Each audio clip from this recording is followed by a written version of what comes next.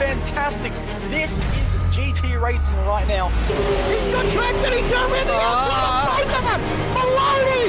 Oh, he's taken Anderson! Anderson's up to him! Oh my god! Big crash! Oh my goodness, half the field's gonna get rolled! Second very close. These guys are want to make their way through the field very quickly. Oh, there we go! Oh no! That's massive! This is it! This is over! I can't believe this! Oh my god! God, what?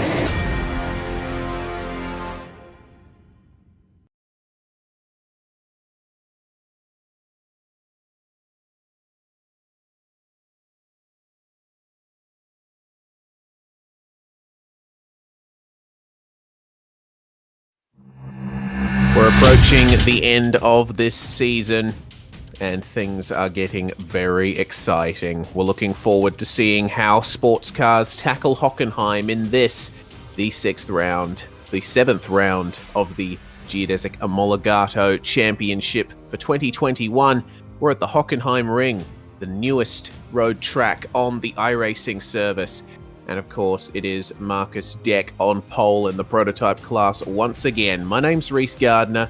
David Haynes joins me in the commentary box. David, we're coming to the end of this season, and it's been all about Marcus Deck in the prototype class. But now we come to Hockenheim, a very interesting circuit, one that I haven't seen a sports car race on yet, F1 style racing.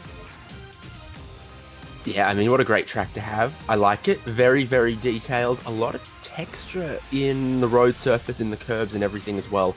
So, however you look at it, a great place to come racing, up to iRacing's most modern standards. And I am a fan of the giant container of oil that sits on top of the pit lane that says it's 1 litre, but appears to be about 3 stories tall. So that one is perplexing, but what should be slightly less confusing is our 2 categories of racing and the format coming up. Indeed. We had a 50-minute shorter sprint race at Long Beach last round a couple of weeks ago, but now we're back to the regular 90-minute format. And of course, we got prototype and GT. So to be specific, the Dallara P217 prototype and the GT3 cars. And we've seen that produces some pretty fantastic racing, all things considered. Even though Marcus Deck has been the dominant force in the prototype class, we have seen some fantastic races in that class. And GT3 is always mixed up as per usual. Let's take a look at the Hockenheim Ring, a very historic circuit indeed, just outside the town of Hockenheim in Germany. It used to be a long blast through the forests, but in 2001 it was altered, shortened, and modernized, you could say, for the purposes of safety and being a bit better for spectators. You can see the old route in the forest just up there to the top right, but this is the Hockenheim Ring as it is now. 16 turns. The final sector in particular, I think, is going to be very difficult for traffic in this multi-class race, but I think fuel consumption is going to be pretty high as well, because there's plenty of long straights, particularly there from turns 5 to 6. Yeah, obviously, turn number 6 there, the hairpin at the far end of the circuit, is a very, very key overtaking opportunity. That's a place where we're going to see prototypes trying to pass traffic, but also GT3s definitely battling amongst themselves. Indeed. And takes a lot of effort to get around that hairpin in the first place. There is the memorial to Jim Clark in the forest, of course. Mr. Clark was killed at Hockenheim in 1968 in a Formula 2 race, and iRacing has put in the memorial in Sim as well in the same location, which is really awesome to see. Well then, we gotta give a big thanks to our series partner Omologato as well, who have been supporting us all through this season. We feature a watch every single round in this championship, and the watch we are featuring today is the Salzburg, based on the magnificent Porsche 917. And wow, once again, fantastic watch this is. No doubt. Another watch, beautifully and elegantly modeled after and in tribute to some great motorsport memories, some great motorsport histories, and also sort of automotive design as well. You can see that side of industrial design bleeds across to this side of the watch design, so that it evokes the spirit of the Porsche 917 that was so successful in endurance racing all around the world. Indeed, in particular the red and white liveried 917 that competed in the early 1970s.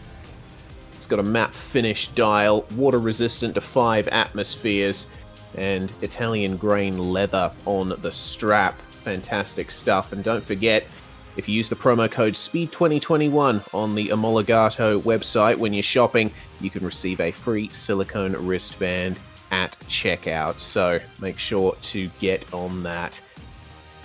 Well, let's take a look then at the championship standings just before we get into our pole laps.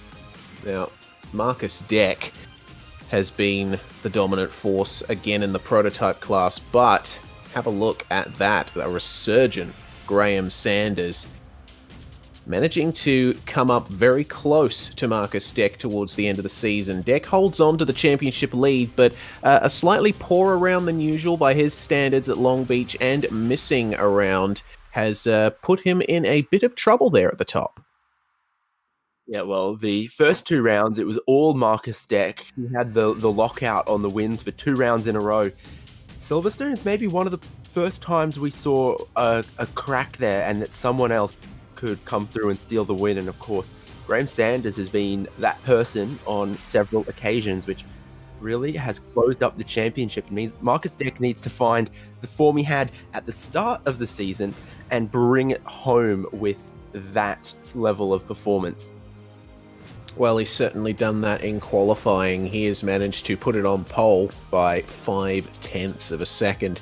Let's take a look at the GT class then, and we can expect Dakota Fripp to be in the lead of that championship. Dakota has taken pole in the majority of races so far, and he is 26 points ahead of Tristan Iglesias, but Kostovic and Iglesias have qualified ahead of him in this round, unseating Dakota Fripp from pole for, I think, only the second time or so in this season. But when it comes to 1 lap pace, Dakota Fripp in that 5 kilogram ballast Audi R8 GT3 is certainly going to be giving them a big fight here tonight.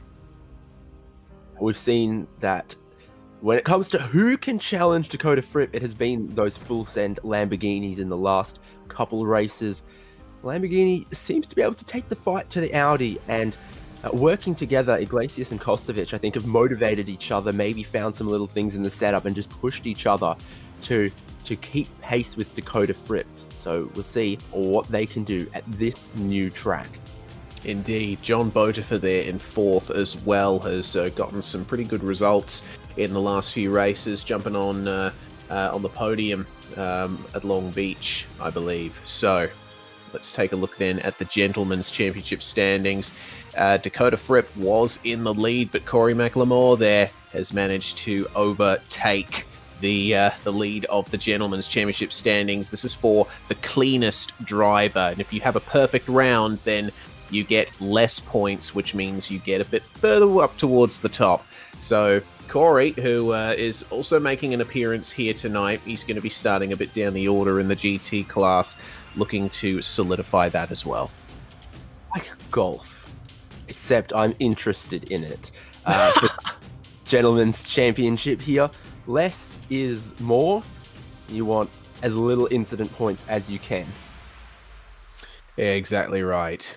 Well then, now that we are in towards the end of qualifying and the drivers have gone in for their pre-race briefing, probably time to check out the pole laps, take a bit of a tour around Hockenheim in the Dallara P217. This is the onboard from Marcus Deck, and it's difficult to start a lap here optimally because this double apex final turn, it's a little bit faster than it looks, especially through the second apex, so you've got to be careful of oversteer. Use all of the curb on the exit, and then Marcus Deck crosses the line and begins his 1 minute 26.4. Very quick turn one, use all of the curb. Very close to getting an off track there was Marcus Deck. Brake it just before the 100-meter marker for turn 2, and it keeps turning, but you open up the steering and go to the left just to optimize the exit onto this curved back stretch through the sweeping turn 5, and then up to the very tight braking zone for turn 6 that David mentioned earlier. Brake just before the 100-meter marker, and then wind on all of the lock. Slowest point on the circuit, and getting the power down nicely there across the curb. There's a flat-out right-hand kink coming up. Here it is, coming into the Mercedes Arena section. Brake a bit later than you think, and looked like Marcus Deck had to have a couple of goes at turning in there, so maybe he's not entirely happy with his car's balance. Nonetheless, still a fast lap. Gets the exit nicely onto the next straight, and then clambering all over the curbs as he enters the stadium section. Banked left-hander. You can definitely carry a lot of speed through here, and then flat out through this left-hander, braking just after the right for, once again, the double apex right-hander to end the lap slightly wide of the second apex, but that doesn't seem to have harmed him much. Mid-26 there for Marcus Deck. Pretty fantastic lap, if I do say so. You can see he's worked out exactly where the limits of the allowable track limits are, because there was a couple places there, particularly that exit of turn 1, where you know, how much is too much of that curb? He's found exactly the right amount of it, because less of it, and you would have been really tightening the line through 1, but probably just a millimeter wider there, and you are heading for an off track, or even worse, a slowdown in the run-off for turn 1 there. So there was a couple places where you got to know how much of the curb you're allowed to use.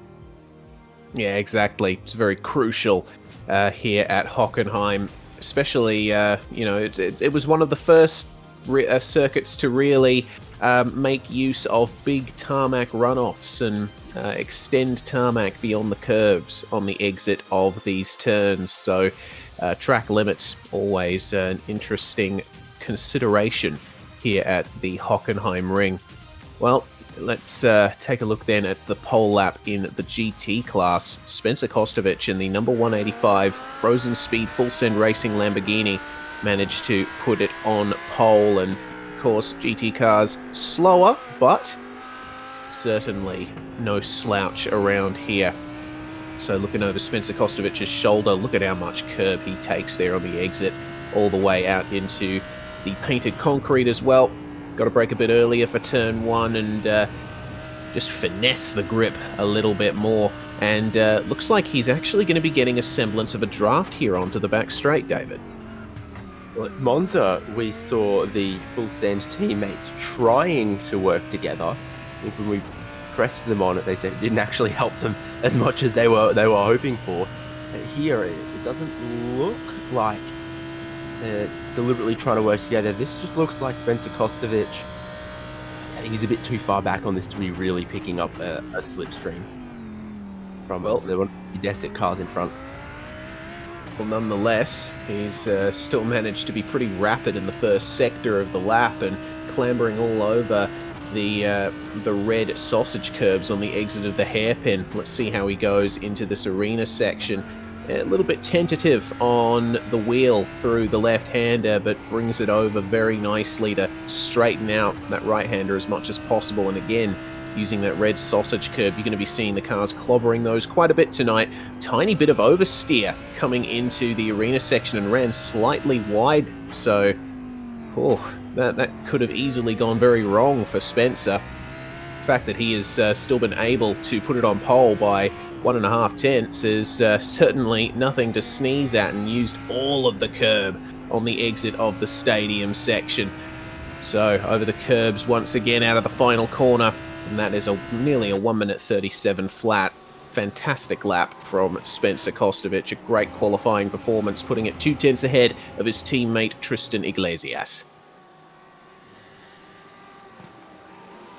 Well, that is the pre-race done, and we're going to be getting the green flag very soon for this 7th round of the Geodesic Omologato Championship. We're going to step aside briefly here at SimSpeed TV. You're watching the Geodesic Omologato Championship.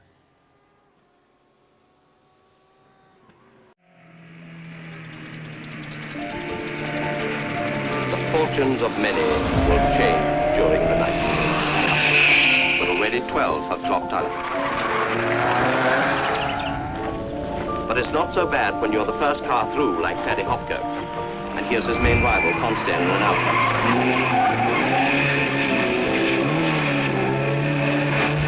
Standard has been driven flat out from the word go, but it's still got plenty of steam.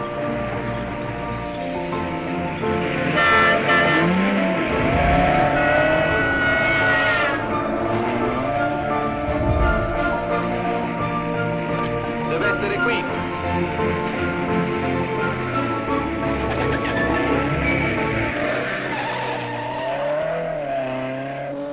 Siamo quasi arrivati? Ancora 1 chilometro.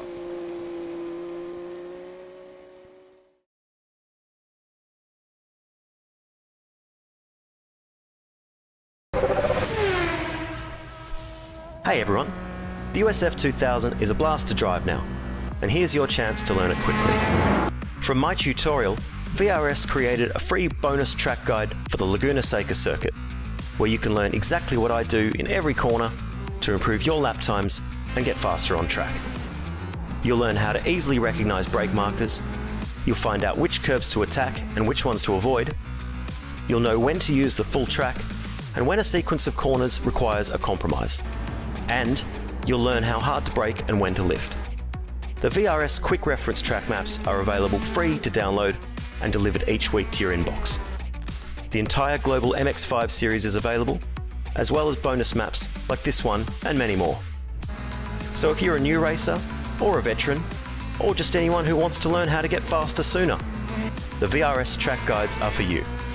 Just hit the link or button on screen and get yours today. You're watching the Geodesic Omologato Championship, round 7 from the Hockenheim ring, 90 minutes coming up very shortly.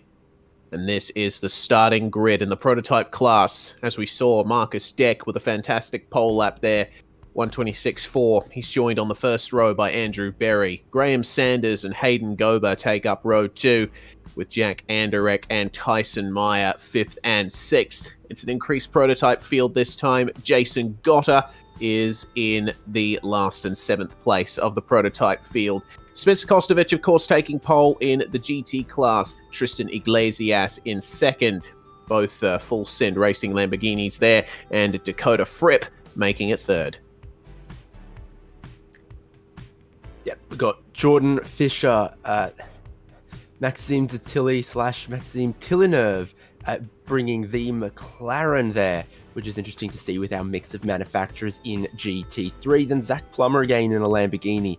We've got Johan Boyson with the Tortuga BMW and his teammate Corey McLemore behind there, with John Botifer, Anthony Rossimano, Aaron Ackles forming a bit of a group of Lamborghinis there before the GT3 field is rounded out by Nick McLaughlin, Orson Miralles, Bo Rigger, and David Browning. No qualifying time in the Mercedes for Daniel Towell. Yeah, but he is taking to the grid there in that final spot, so let's see if he can make his way further up the field. We did see Towell in the BMW in earlier races in this season.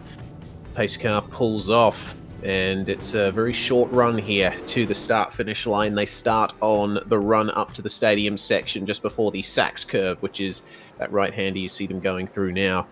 So the GT field is moving as well, and we're going to get a start very, very shortly. Now, it's going to be important that Marcus Deck gets a great start here and is well ahead into turn one, because if anyone can get alongside him into that first turn, it will really compromise his line. There's not much room for error through that kink with the anti-cut curb on the inside and the very bumpy curb on the exit. Final turn then, the green flag is going to fly in the prototype class very shortly. And we are away. Oh no, someone's gone early. That's not good. Jack Anderek went way too early, right before the starting zone. That has caused damage, I think, for Graham Sanders and probably for the rear of Marcus Deck as well. So, a very awkward start in our prototype class as the GT class now gets their green flag, and it's a good start for Spencer Kostovich, moving ahead of Tristan Iglesias. Trying up the inside was Anthony Rossimano, but not able to gain anything on John Botifer. Prototype class keeps going, though. That was a very messy start. Yeah. They, weren't fully alert to the starting zone on that one, clearly, but in GT3, what a jump from Dakota Fritt. He's picked off one of the full send cars already. He's got Iglesias behind him, trying to fight back, but Frick will defend towards the hairpin. So the fight that we were expecting in GT3 is almost immediately beginning to happen. Fantastic to see as side by side further back in the GT3 field, Anthony Rossimano and Nick McLaughlin side by side, as the number 24 of Graham Sanders starting to catch back up here to Andrew Berry, who, oh no, big oversteer moment, got very crossed up on the exit of that right-hander. So Andrew Berry's been forced back there with Hayden Gober. Andrew got a pretty good start and qualified extremely well as well. So he'll be ruining that mistake, but Marcus Deck has well and truly gotten away there in the prototype lead, 2.8 seconds at the end of the first lap.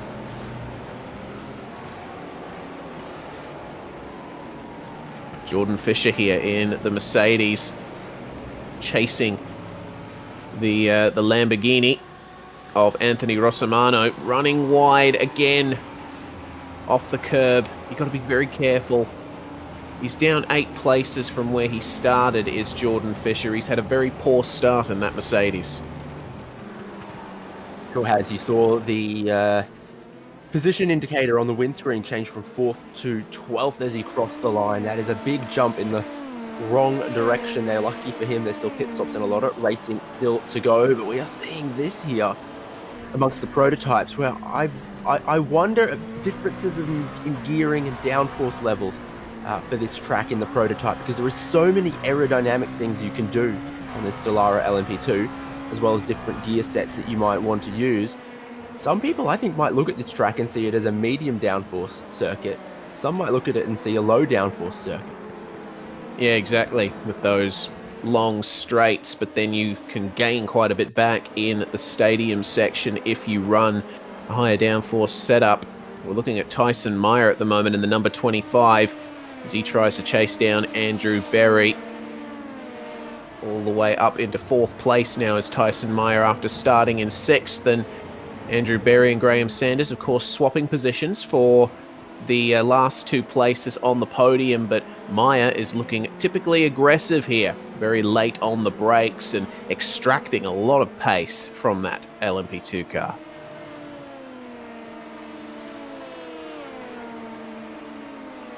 Certainly is. Maybe it was a good slipstream, but I'm noticing that Jason Gotter has the highest speed in the speed trap of all of the LMP2s. And you know what? He's going to use that down to the hairpin. What a narrow entry, though. That compromises him so much. I think Gotter might be one of those lower downforce runners. Yeah, Hayden Gober there getting up his inside as, Gotta leaves the room there for Hayden Gober, but again, getting a nice exit there with the wider line, and now Gober is going to have to compromise himself through that right-hander, leaving himself open to an attack from Jack Anderek, who's just behind him in the Geodesic LMP2. Anderek making his return to sim racing at the Monza round of the championship and getting a podium to boot, so he'll be looking to back that up here at Hockenheim. But it's looking like a pretty good battle for 5th, 6th and 7th in the prototype class as it stands. Now, looking at the lap times as they come across the line, looks like Marcus Deck has got the measure of everyone at the moment. 1 minute 27.169 is his fastest lap so far. 27.289 for Graham Sanders. Let's check back in with the lead for the GT class. Dakota Fripp keeping Spencer Kostovich honest and the meat in the sandwich when it comes to the full send Lamborghinis. Absolutely he is. Kostovich measured at the front there. And Iglesias still within range here. I'm seeing Iglesias, though, after 3 laps, hasn't set one without an off track, is yet to set a clean lap in this race. So that might be something to look out for later on, that Iglesias might need to clean up his act, and then is he going to be able to stick with them? Riding on board with, I've seen, Aaron Ackles in the Quasar Lamborghini is around a little earlier in the lap as well. Oh dear, yeah, that's in the first sector, and that's not going to work out very well for him. It looks to me like, it's a bit of an interesting incident on the Omologato replay.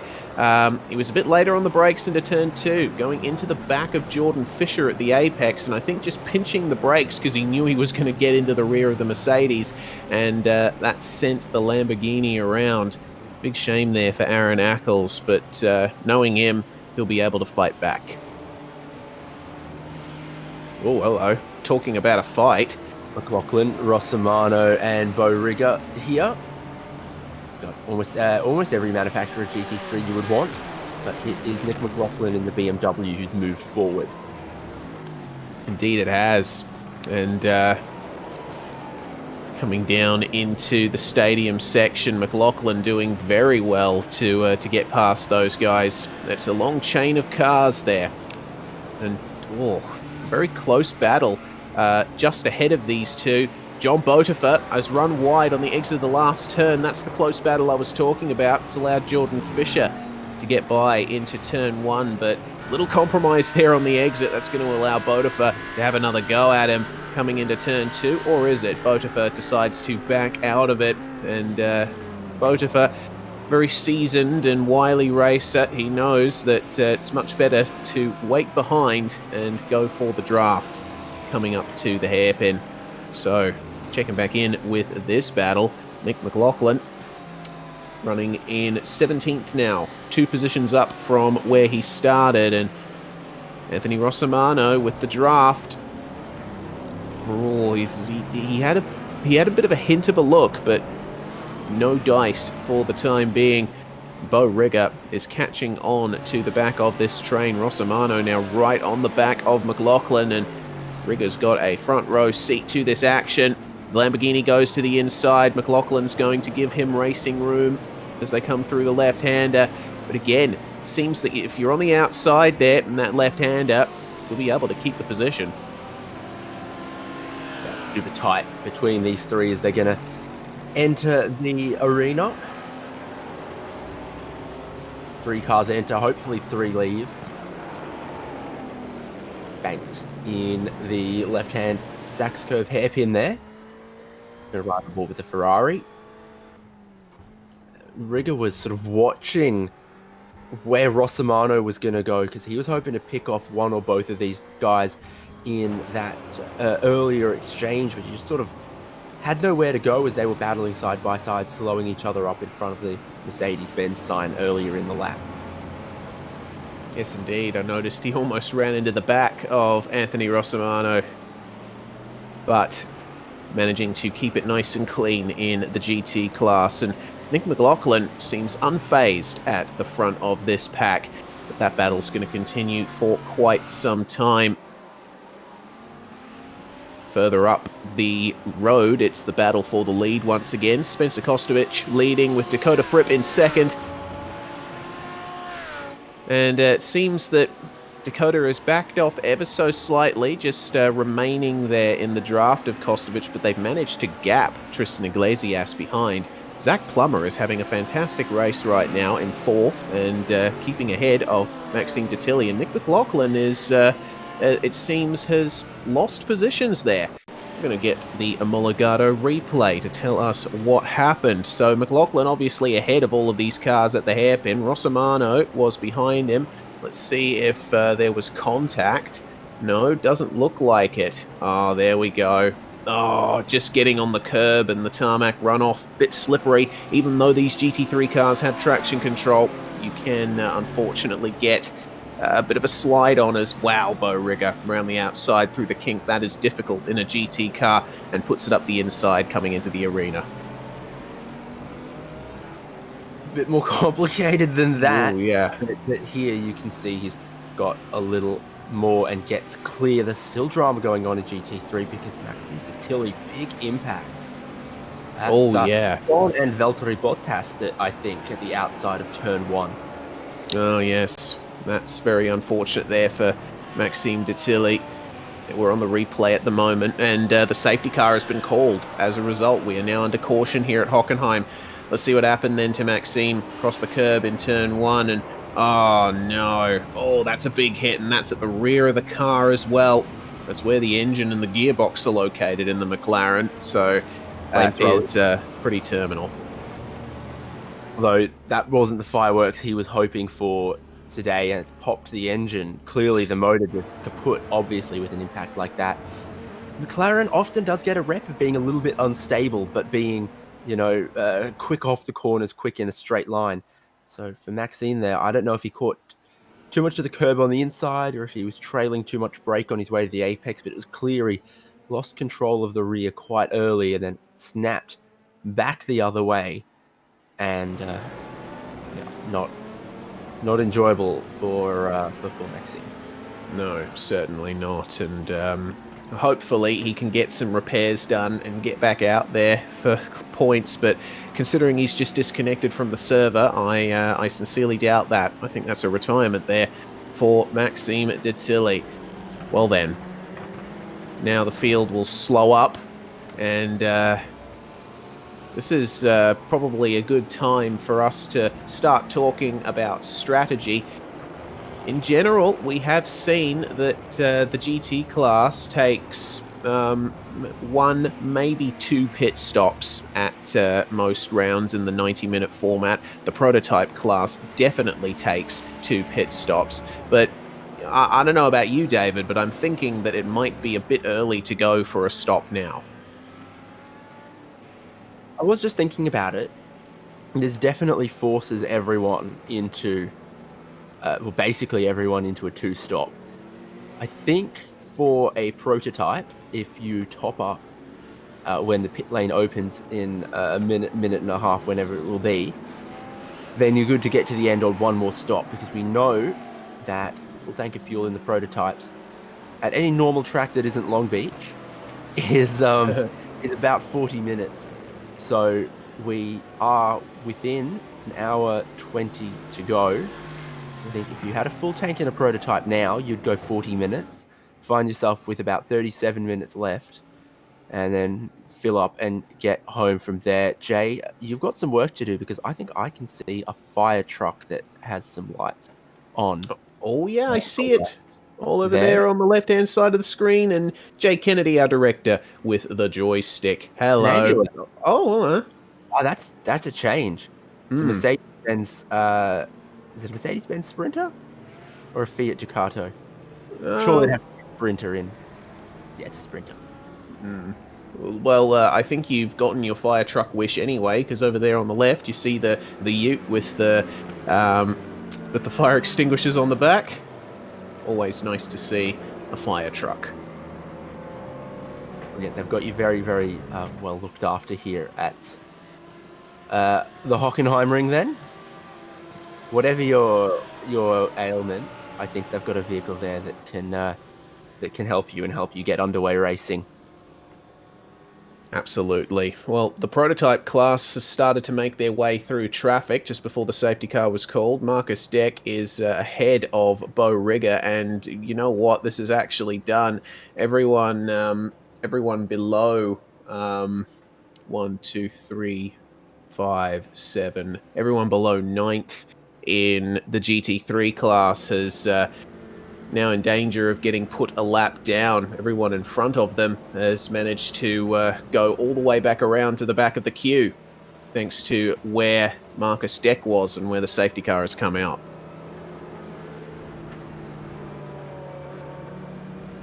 I'm thinking almost everyone stands to gain something from pitting here. I think even Marcus Deck, you're better off taking one of your pit stops. Oh, okay. There we go. So Bo Rigger and Anthony Rossimano come in, and they are joined by, a lot of people towards the back of the field in GT3. Miralez, Towell, McLaughlin,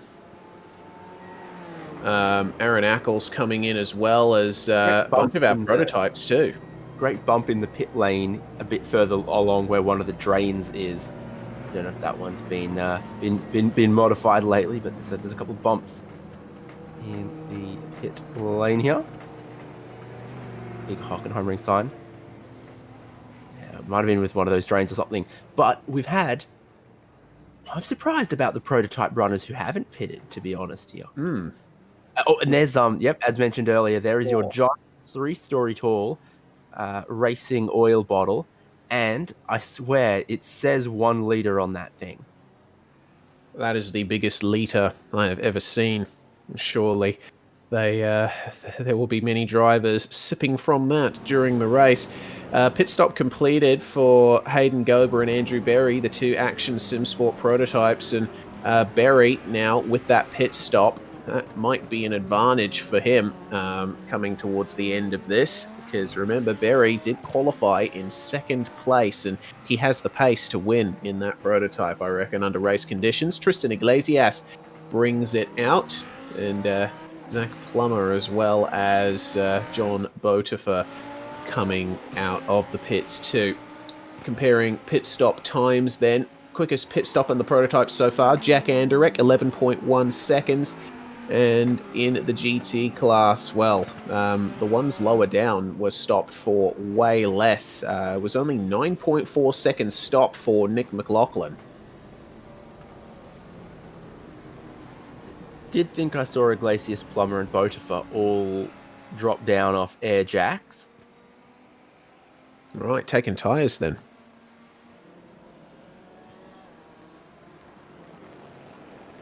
And, yeah. So, what interests me here, what surprised me a little bit, is actually that only 3 of the prototype drivers pitted. Andrek, Gober, and Berry. Marcus Deck at the lead, Graham Sanders, Tyson Meyer all stayed out. Which, maybe they think, with a lot of time behind the safety car, they can save like mad now and then make it on only 1 stop, but that's still, that's a stretch. Yeah, this isn't Long Beach. Yes, indeed. Well, maybe they're just hoping to minimize their time spent in the pits later on, as Daniel Towell and the green BMW there, the Genesis Sim Sport machine, and Nick McLaughlin getting waved past the pace car. They're going to come back around to the rear of the field, and that's going to happen for most of our GT runners here, just to get the prototype class back in some semblance of order, give these guys their lap back. So we'll be spending at least 1 more lap behind the pace car here at Hockenheim.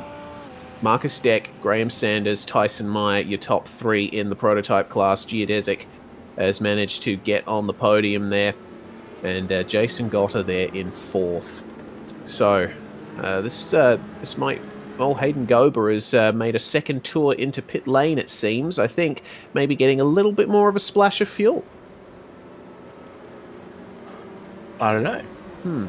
There's the bump in pit lane. Oh, yeah. There's David's bump in pit lane. Okay, yeah, but Gober is going for his pit stall. Doesn't appear like it'd be a penalty or anything. Maybe he's just going to top that off. Or...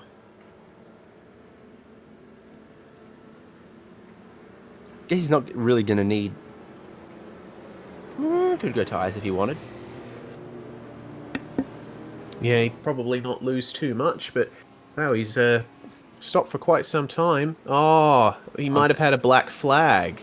No? Something? Yeah, because we just got a message through from race control that Hayden Gober has had black flags cleared. So, something's happened there.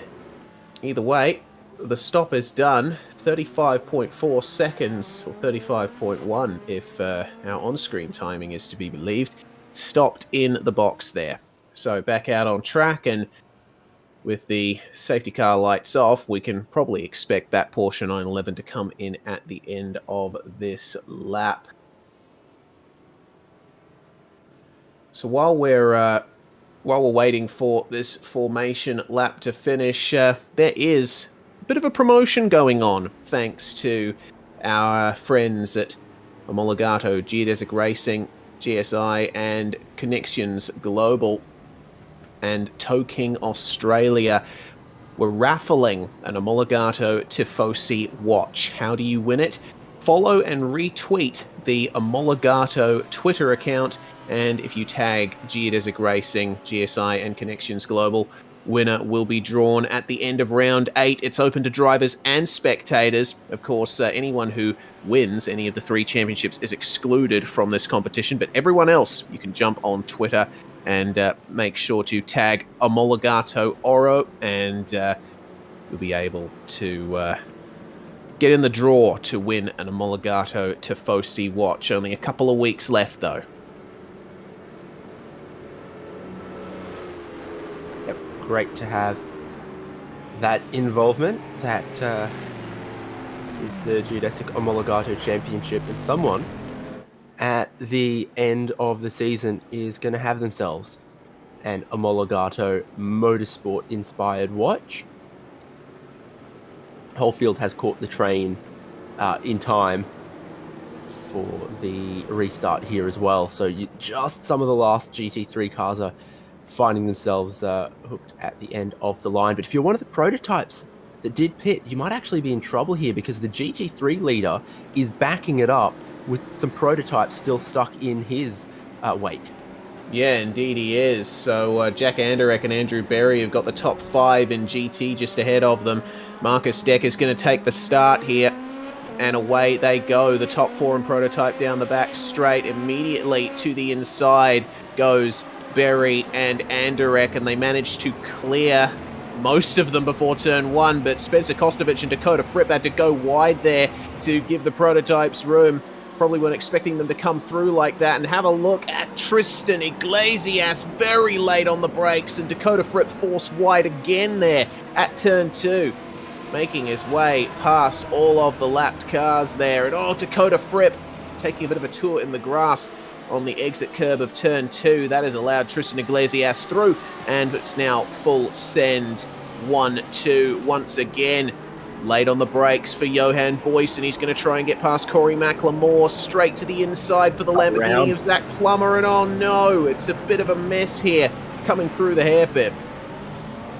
You couldn't quite catch it from that angle, but all the GT3 were coming to the hairpin with a spun prototype on the exit, and so some of them were looking at maybe the moves, etc.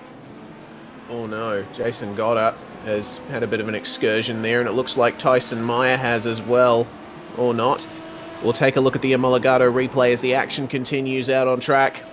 See what happened here to Meyer and Goddard.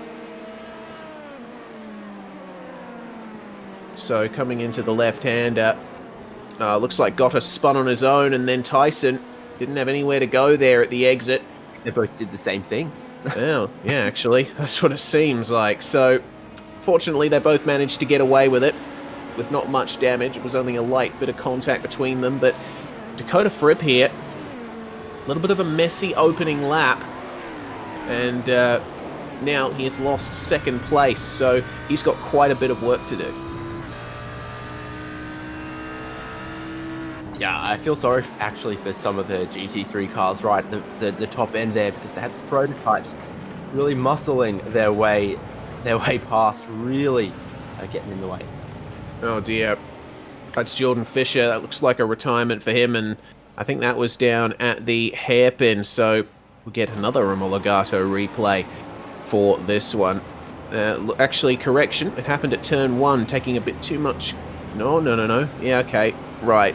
So our director preemptively correcting us, and turns out he was wrong. It was at turn 2, it seems. Oh dear. That was contact with one of the Team Tortuga BMWs, and I think bizarre that he decided to tow it back to the pits there. There was no damage. Maybe he was just extremely unhappy. I am a little perplexed. Oh no, Tyson Meyer in the gravel trap. Somewhere we've seen him a couple of times this season. I'm not too sure where that is. I think that might be at the exit of Sachs Curve or something like that. We'll get the Omologato replay of that as well. It has been an incredibly messy restart for many drivers in this field. So as he tried chasing down Andrew Berry after that mistake, he just went a bit too deep into the Sachs Curve, and big contact at the front, and I think might be a bit too much damage to the front to continue on. And Jordan Fisher, no further action apparently for that incident beforehand, causing a collision. Race control have deemed that it's because of internet latency that the collision happened, but that incident we just saw for Jordan Fisher, bizarre. I think he just got on the brakes a bit too late, got in the back of the BMW ahead, and just thought, well, I think I might be done tonight. Oh, hello, move for second in GT. Dakota Fripp has passed Tristan Iglesias at the hairpin. So the fight back continues from the Vendaval Audi. Let's see if he can come home and take another win here tonight. But Spencer Kostovic has looked the class of the field in the GT class, especially over the last couple rounds. I think if you're a GT, pitting with that safety car was a good call, because Fripp and Iglesias battling here. But Iglesias has topped off his fuel at that safety car, so really he's actually sitting in a pretty good position in third, a little bit more fuel on board. Same can be said for Plummer and Botifer, who are 5th and 6th.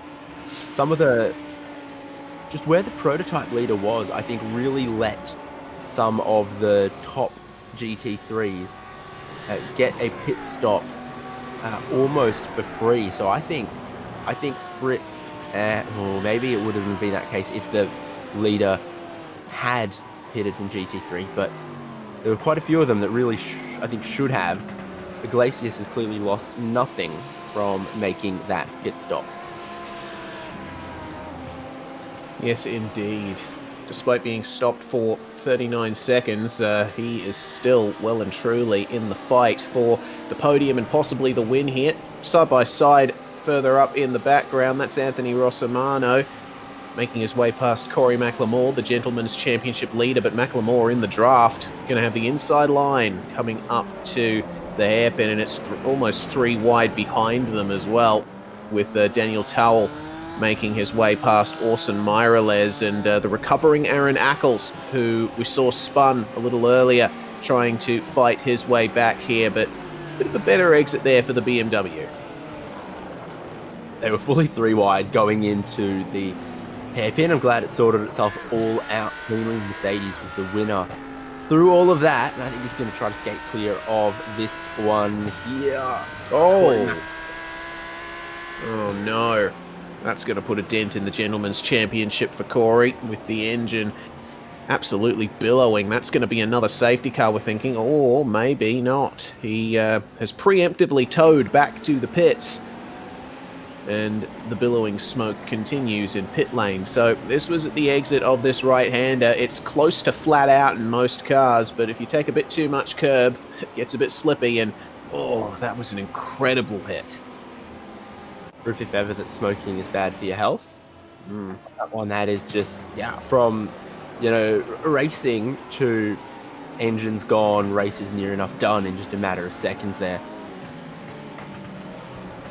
Well then, race over for Corey McLemore. No points for him. As we check in with John Botifer chasing down Zach Plummer, who used to drive for Action Simsport, now a privateer in the Lamborghini, seeing hints of a move further back. Anthony Rossomano defending from Bo Rigger, who is looking incredibly quick at the moment, trying his best to vault up the field as best he can, but it's quite a gap ahead to Botifer in the sister Geodesic car. Not really a sister model of car. Rigger in the Ferrari, Botifer in the Lamborghini, but Bo Rigger, I think, compromising himself a little bit. That's opened him up to an attack from Daniel Towle in the Mercedes as Marcus Deck sets the fastest lap so far in the prototype class. That's a 1 minute 26.9. That's only half a second slower than his pole position lap. So Marcus Deck doing everything right at the moment. Lamborghini and Ferrari definitely not sister cars. Lamborghini famously started making sports cars because of a disagreement or an argument with Enzo Ferrari. Yes, indeed. It's a funny story, actually. I love that story. Yeah, love it. Oh, seeing is that Miralles in the BMW going a little bit narrow out of the final turn, losing a tiny bit of time there. Get the Omologato replay as we relate the story. Yeah, apparently Ferruccio Lamborghini. Well, this is some nice slow-mo. Lamborghini bought a Ferrari sports car. He wanted it fixed, I think. Ferrari would not fix it, and then Mr. Lamborghini said, fine then, I'll just make my own sports car brand. And so he did. Some aspect of he was didn't like the clutch or the gearbox or something. He raised his concerns about what could have made it a better sports car, and Enzo Ferrari basically said, you make tractors, what do you know about a sports car, tractor boy? Which was quite the insult that then caused Lamborghini to become one of the world's most famous sports car brands.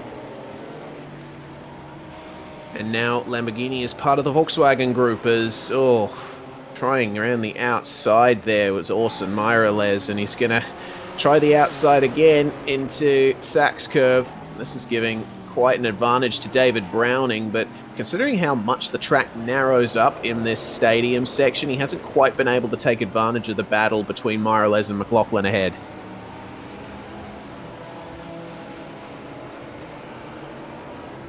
Yeah, no doubt. The inside was carved for Sachs curve, but you've got to... It is a tough place to make a pass there because of how narrow it is. And then you're just thinking about, well, there's that beautiful wide hairpin corner at the opposite end of the track. Maybe I'll just wait until then. Marcus Deck making his way through on these guys, gets himself up the inside of Miralles, and then Nick McLaughlin had to take avoiding action there as Deck put his nose up the inside, and unfortunately Miralles has lost both of those positions. McLaughlin has lost both of those positions now. I really got to stop getting my BMWs confused.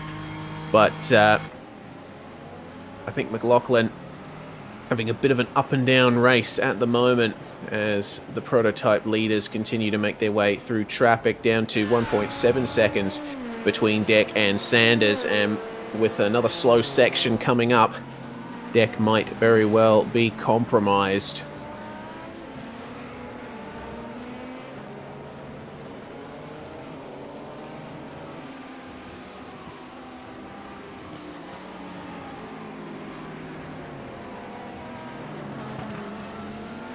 So Zach Plummer and John Botifer then continuing their battle. And this is for 5th and 6th in the GT class. The two Lamborghinis squaring off. And 2nd and 3rd of the cars that topped off their fuel at the safety car as well. So I think, all things considered, Yeah, I wouldn't be displeased being in these guys' position. Yeah, neither would I. All they got to do is keep up the pace, stay out of trouble, and they'll be in with a shot at a podium at the end, possibly, as Marcus Deck makes his way through on them in the prototype lead. Figure this: a 1-stop or 2-stop doesn't matter. Plummer has, 10 extra seconds of fuel on board compared to Boyson and Fripp and Kostovic out front. But he is within 10 seconds of them. So even if they manage to eke out a 1-stop in the GTs in front of him, they're still going to need to take 10 seconds more of fuel at that stop than Plummer or Botifer or Tristan Iglesias are going to have to. So even if these guys are pitted, pit again, and there's still one more stop to go for them, still one more stop to go for everyone else, the fact that they're carrying 10 seconds more fuel is going to give them that shorter pit stop when it rolls around. Whatever Kostovic and Fripp are able to do, these guys who made a pit stop under safety car have got them covered. Indeed, so if anything, there might be a very close fight at the very end of the race for the win, especially with the minor but noticeable pace difference between those guys in terms of outright pace. The gap's still at 1.5 seconds between Deck and Sanders. Deck has lost a slight bit of time there in the traffic, and Sanders starting to gain on him, but Sanders has still got a bit of traffic to come up at the hairpin in the form of Dakota Fripp. I don't know if he'll be able to get by before the braking zone. Certainly not way too far behind Fripp to do that, but at the very least it means that he's not going to lose any time. He's going to get him on the exit, and this is a good way of showing the pace difference between the prototypes and the GTs. Deck, unfortunately, not able to get by Spencer Kostovic at an opportune moment. He's lost a bit more time there through the right-hand kink, and Graham Sanders is looking at this thinking, oh, hello, here's a chance to take the prototype lead. Certainly let him stay there. The opposite to what I was talking about for the GTs, though, is in the prototype category here, where Deck and Sanders, who didn't pit, have stretched their legs away from Jack Anderek and Andy Berry, etc., and have covered the difference in pit stop time and fuel drop. So Deck and Sanders are definitely fighting for the lead, and there's no question marks about it. I like a good battle in the prototype class.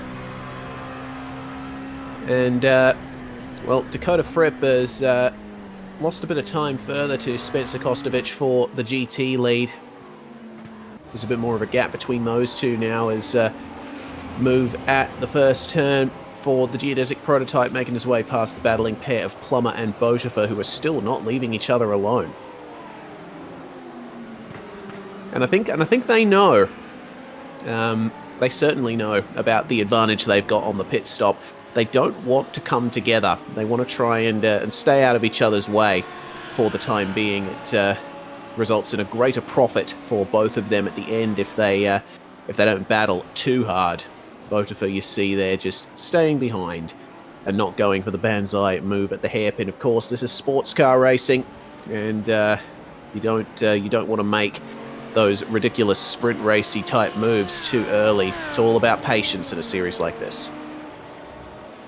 Especially, we've already seen 3 GT3 retirements.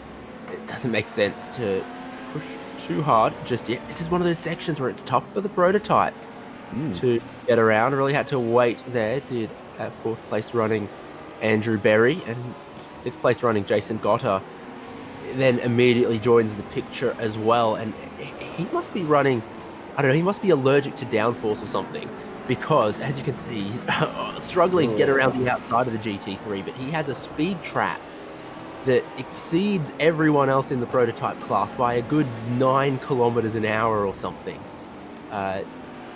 Jason Gotter really pared that thing back. Yeah, certainly has. I guess a bit similar to what we've seen from Connor Harrington earlier on in the season, running an alternate higher downforce setup at Silverstone, and doing very well for most of the race, but unfortunately making a mistake towards the end. We'll see if Andrew Berry can pull off this low downforce configuration. Gotta, sorry. My apologies.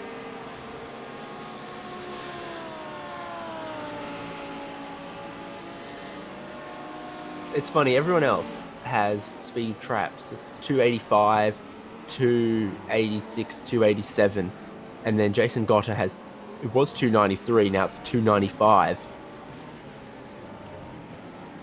Righto. Maybe a bit of extra speed in the draft of the GTs as take a look at Bo Rigger in the Geodesic Ferrari. Gone backwards? Indeed he has. Daniel Towell has managed to make his way past. And Anthony Rossimano there in the Lamborghini just up ahead. Probably going to be looking over his shoulder pretty soon with Daniel Towell obviously looking to make up a bunch of positions. Of course, he missed out on setting a qualifying time. Here then the battle for 4th and 5th in prototype between Berry and Gotter. And we'll see the straight line advantage that Gotter has here. A little bit more tentative through turn 1 than the rest of the prototype runners.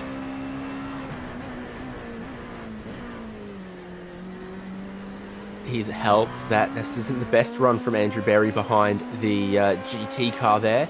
Oh, yep. That we're about to see.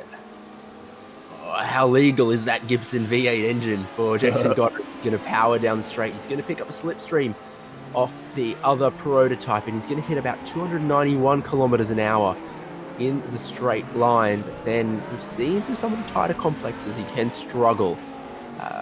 Around Saxkirk, he was also not having delights. The traffic is going to be more important than downforce configuration, though. Indeed. Let's see if he makes his way up the inside of Spencer Kostovich here. Kostovich having to go wide. Going to give a slight advantage to Dakota Fripp there, but the gap is still substantial enough for the lead that there's no real harm to it. So Berry and Gotter continue their fight. I think Andrew Berry will be ruining that erroneous start from Jack Anderek, who went a bit too early at the initial green flag.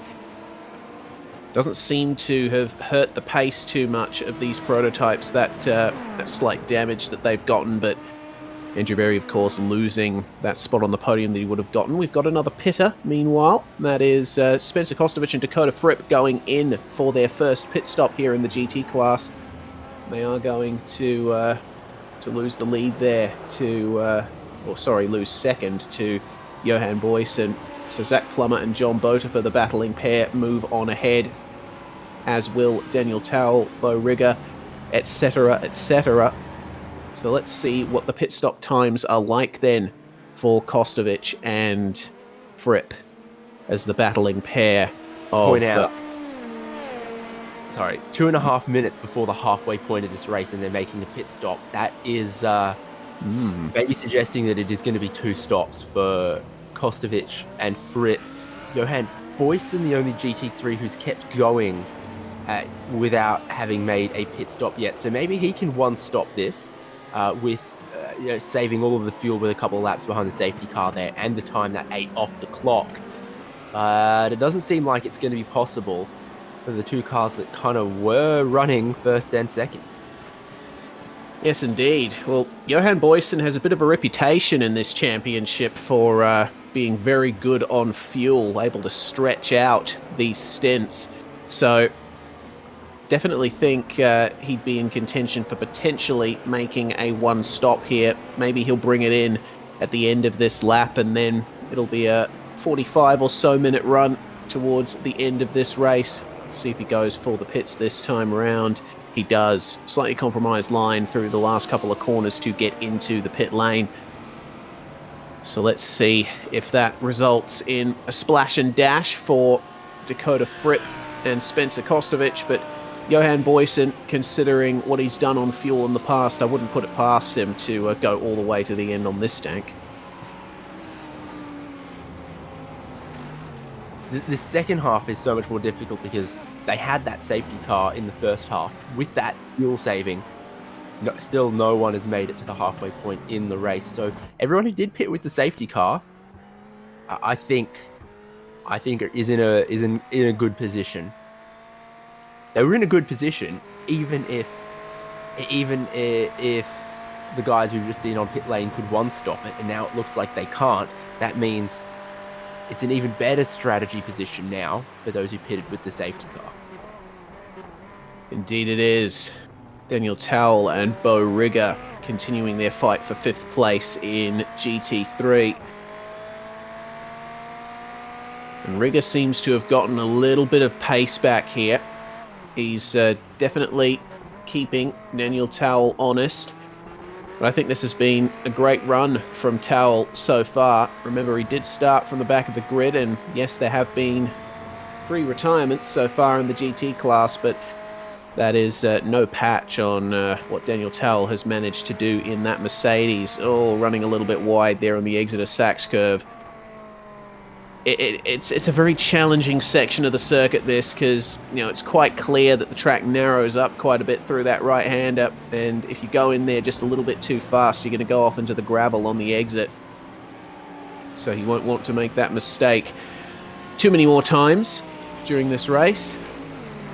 Bo Rigger will be in the draft down the back stretch, and I think he might still be a bit too far behind to really make a move for that position, but it remains to be seen. We are now past the halfway point of the race, and now it's just the run to the end, expecting the majority of our GT3 runners to make a second pit stop here, and definitely a second pit stop in store for our prototypes. Which, actually mentioning the prototypes, we still haven't seen a pit stop from Marcus Deck, Graham Sanders, Jason Goddard, or Tyson Meyer there. Yeah, so that's starting to lead me to believe it might be possible for Deck and Sanders to one-stop this one.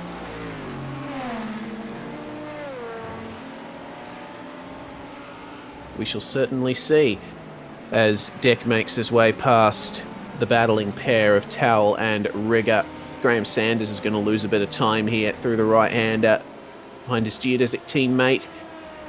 Speaking of the battle between Jason Gotter and Hayden Gober, 293 Ks for Gotter coming up to the braking zone for the hairpin, and getting a little bit closer to Andrew Berry every single time. Still coming up to the part of the circuit where downforce is more important. It's going to lose a bit of time again. It's all a balancing game if you decide to go for an alternate aero setup.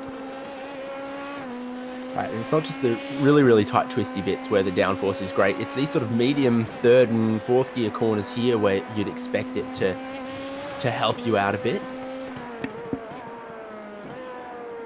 And turn 1, for example, which is another fast committed corner.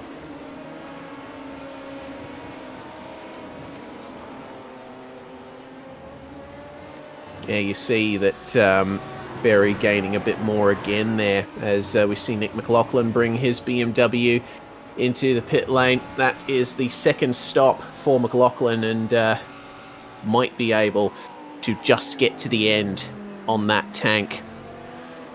As way out in front, Tristan Iglesias, sorry, I'm going to abandon that line of thought. Iglesias still quite in the dominant lead there in the GT class.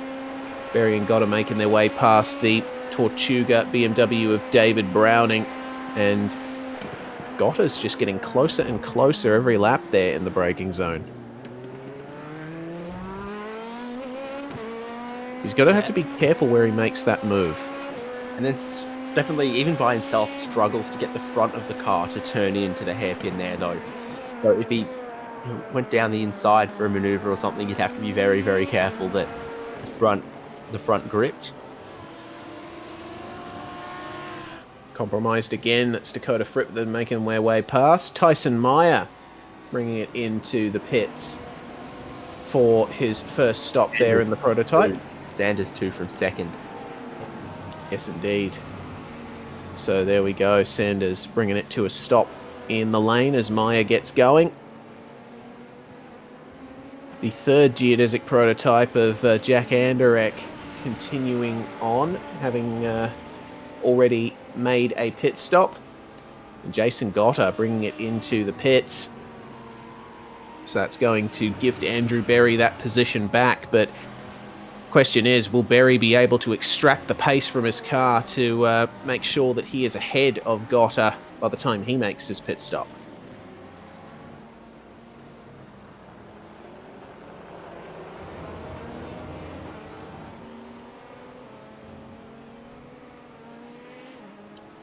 There goes Sanders.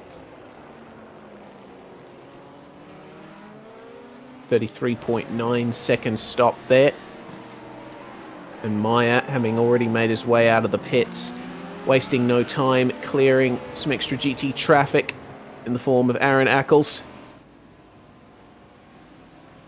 And have a look at that. Gotter completing his stop, 34.2 seconds there in the box, and seeing Nick McLaughlin coming out of the pits as well. It looks like it might be a drive-through there for Nick McLaughlin. I'm not sure why.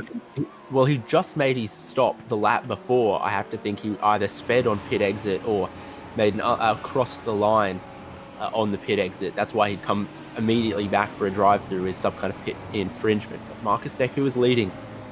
Pits, he's got to cover off. He's got to cover... Words. He's got to cover off Graham Sanders. Sanders himself just coming through the last couple of turns now.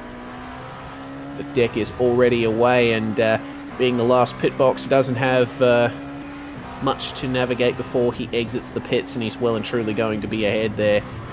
You just see Marcus Deck in the distance, exiting pit lane there in front of Graham Sanders. So Jack Anderek then inherits the prototype class lead.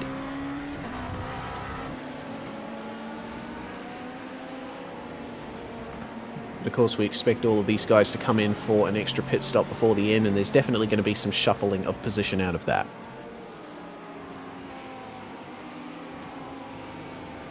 Yeah, and we pitted what was about 15 minutes into the race, so we could probably expect to see him again in about 15 minutes. That's how much longer he ought to be able to go than those who didn't pit with the safety car.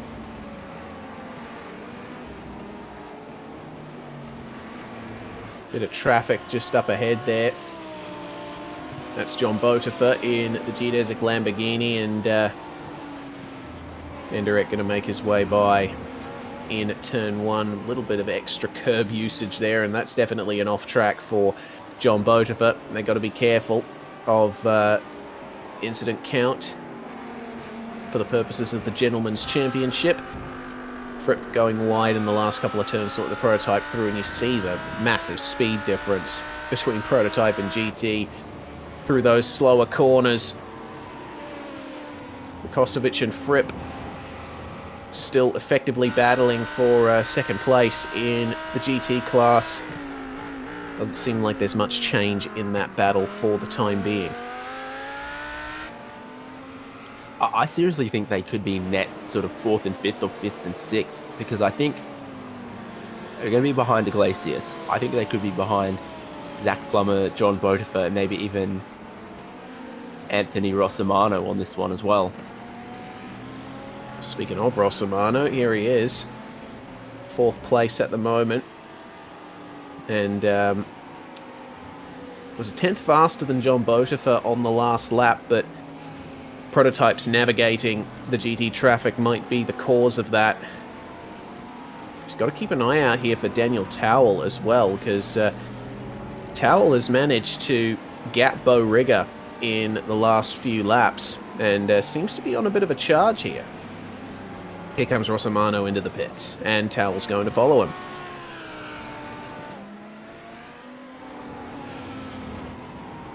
Hearing that the drive-through that we saw for the BMW of Nick McLaughlin was for the incident count, and I'm not really surprised with the track being what it is. It's quite easy to get off tracks, as the battle here for the effective lead between Sanders and Deck in prototype is definitely on. Sanders now bringing it to within half a second, and he's going to have draft now from Marcus Deck down the back stretch. Allow him to get a little bit closer, but still not close enough for a move for the lead. Gains quite a bit there in the braking zone.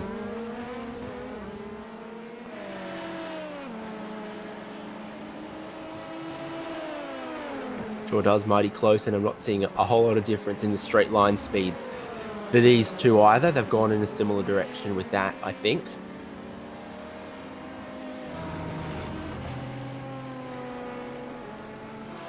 So Rossimano and Towel having both completed their pit stop there. First pit stop of the race for both of those guys. Jason Godder's going to make his way by them in the hairpin and run a little bit deep. That is compromised. Anthony Rossimano had to take a bit more of a narrow line. So Towel now right on the bumper of the Lamborghini. There's a brief little look in the braking zone as Tristan Iglesias finally bringing it in there.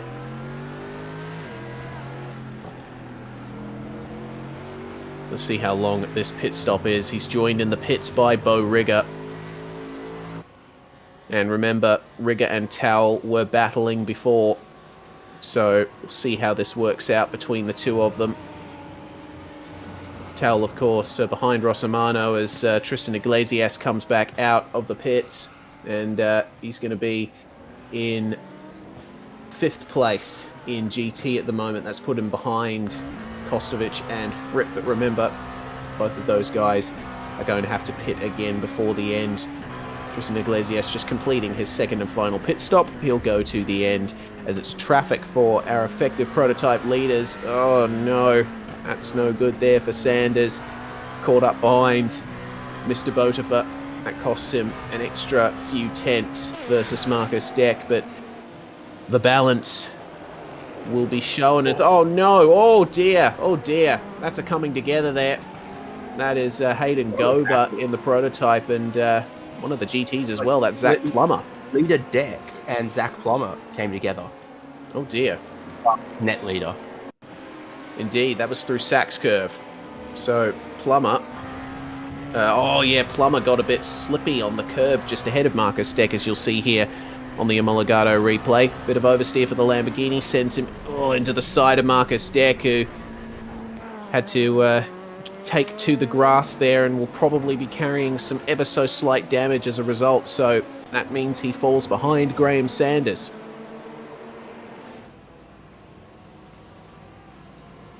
Does, and here is a lot of GT3 cars making their final pit stops. Plummer, one of them. After that moment, I'd fuel up and reset, even if that wasn't already his plans. Of course, John Bodefart there as well. Yeah. Nick McLaughlin has had a mighty crash on the exit of turn 2. He's requested a tow, and it's been granted. So no safety car for that one. Let's grab an Omologato replay to see how that worked out there for Nick McLaughlin. Looks to me like just taking the curb in turn 3 was what did it for him. Just getting a little bit slippery over there. Oversteer in the BMW. He gets on the brakes, but that's a very frustrating spin to have. Seemed like it was happening in slow motion there for Nick McLaughlin. So now he is in the pits, as is Jack Anderek, but for less terminal reasons. Anderek, of course, going to fall back now into 4th, as Hayden Gober is in the pits as well in the number 90. Hayden Gober is going to come in for his 3rd stop of the race, Anderek for his 2nd, and Anderek moving ahead now as Gober comes in. Marcus Deck trying to retake the prototype lead from Graham Sanders, the effective prototype lead.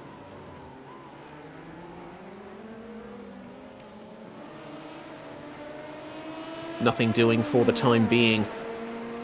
Deck will be frustrated thanks to that slight slip up when he was getting by Zach Plummer. It crosses my mind with the GT3 spin we saw that I believe that the GT3 tyre wear has been increased a little bit. A lot of drivers are still trying to do these 90-minute races on the one set of tyres with no tyre change. Yeah, so that might be why we saw Nick McLaughlin spinning there. The tyres just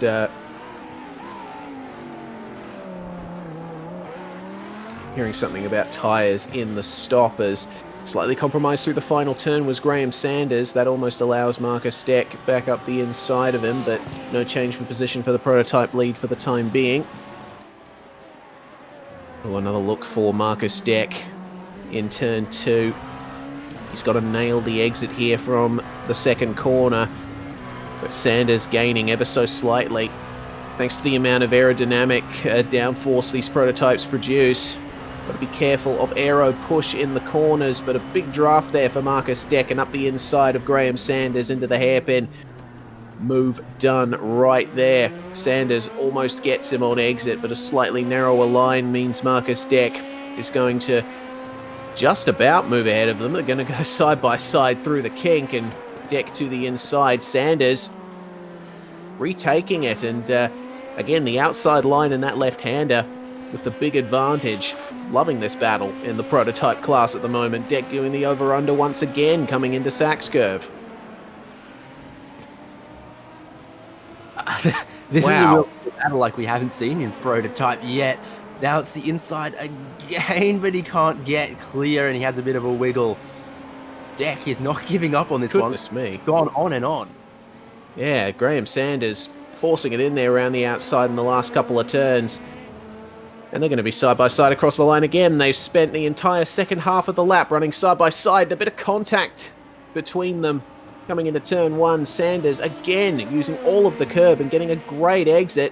So Marcus Deck is going to have to nail this braking zone if he wants any chance of retaining this lead. But Sanders is making life very difficult for him here. Side by side yet again coming out of turn 2.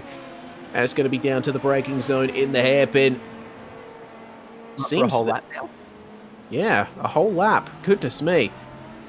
It seems that, you know, if you're battling in a prototype, it's very difficult to actually gain an advantage. Sanders, with the wider line through the hairpin, getting on the throttle earlier, and Marcus Deck has no choice but to slip back behind. So that entire battle was not profitable for our prototype championship leader. Now half a minute clear of everyone else, so they can get away with doing that for a lap or 2 laps. Not forever, maybe. But Sanders will not give up on that race lead. Absolutely not. And Zach Plummer and Marcus Deck again coming through Sachs curve. No mistake, no contact this time round, and they both make their way past the Lamborghini. Quick, sharp, but Deck all over the rear bumper of Graham Sanders now. And oh dear, running a little bit too wide, getting onto the drag strip in the last couple of corners, but Sanders himself running wide on the exit of the final turn. They've both got to make their way past Bo Rigger. Deck slightly compromised coming into turn 1, and Anthony Rossimano making life difficult as well. Goodness me, Daniel Towell as well, just up ahead of these guys. Side by side, again, our prototype leaders, Marcus Deck, up the inside of turn 2, and they are going to pincer move Daniel Towell there on the exit of the corner. Deck in the draft. Let's see if this works out for him down at the hairpin. Keeps the momentum up, and oh, there were hints of defensive move there from Graham Sanders, but Marcus Deck nice and tight through the hairpin and secures the position there.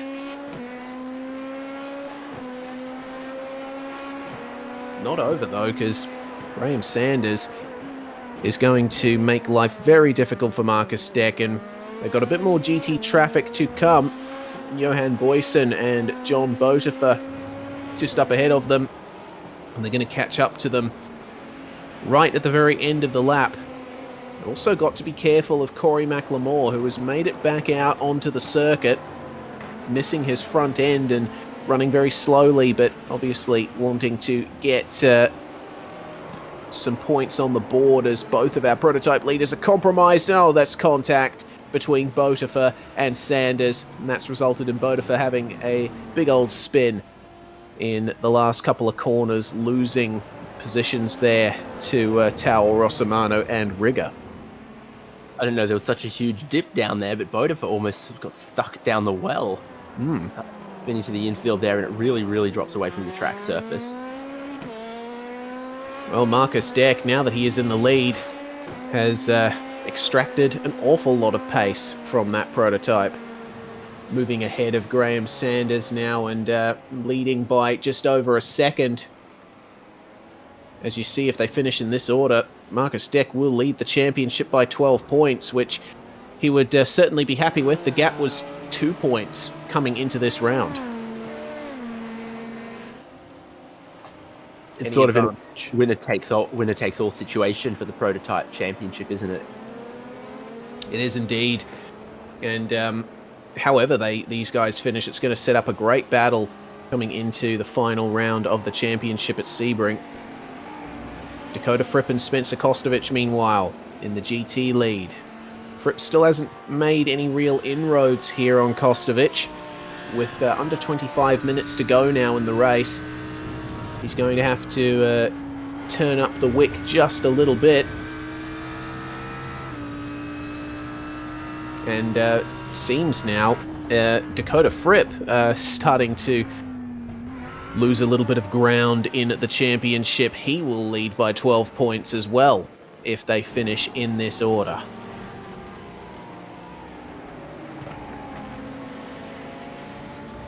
They're not going to in GT3 though, because Kostovich and Fripp are both headed for an extra pit stop late in the race. I think Iglesias in third's in the best situation, having made his pit stops, fully fueled his Lamborghini. Then the question is, what's Boyson gonna do? And shame Botifer, I think, was really in a good spot until that contact and that spin. I think he still could have stood on the podium, given that he'd made all of his fuel stops. Yeah, he certainly could have. It's a shame there, missed opportunity. But he'll be able to recover and get to the finish at the very least.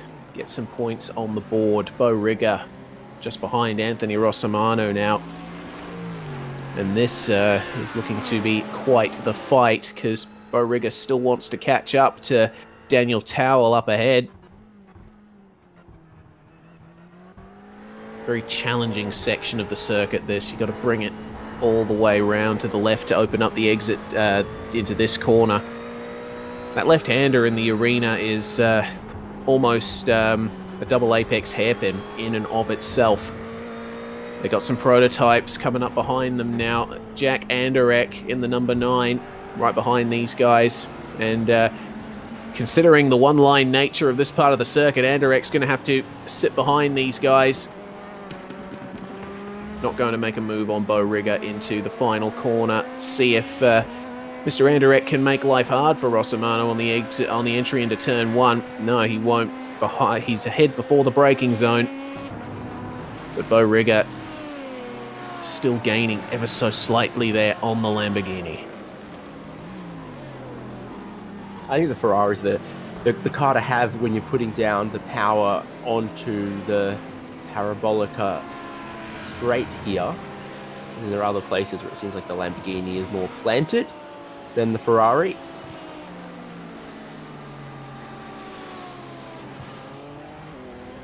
And there is Corey McLemore missing his front end, having to let Daniel Towell go. And considering the long line of cars just behind, I think McLemore's going to have to lift off very shortly. He's already a bit slower. Trying to hit the race distance to still be considered for Gentlemen's Championship? I think so. Remember, he's got that to think about, has Corey. And he wasn't leading by much, so unfortunately I think probably 5 or 6 incidents he would have picked up thanks to that spin might compromise him there in the Gentleman's Championship. We'll find out for sure once we get to the final round at Sebring. We saw a bit of moving around in the second half of the lap as well, with the prototype of Andrew Berry making his way through. That's meant that Bo Rigger has lost out to Anthony Rossimano again.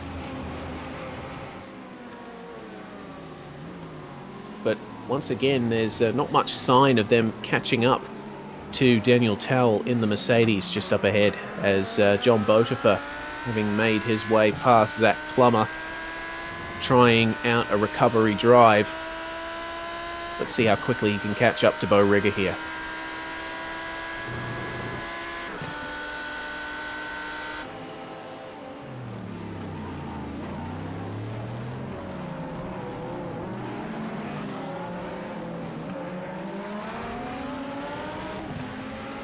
That was a good exit from Rossimano there from the hairpin.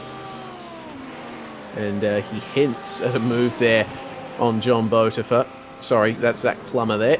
And he goes for the inside move. Botifer turns in, has to open the steering a bit to let Plummer go, and the headlight flashes on for Botifer. Looks pretty fair to me. Yes, indeed. Maybe just doing it to unsettle Zach Plummer a little bit. Oh, goodness me, it's always a clench moment watching those guys go through the Sachs curve and just dip a wheel into the gravel on the exit. Very easy to get the car unsettled over those bumps. But Plummer ahead now of Botifer and into 8th place in GT3. So let's see if he can make a move to catch up to Bo Rigger just up ahead. So them had been going quicker than Rossimano and Rigger. You can see him just up the road here. 4 cars still together.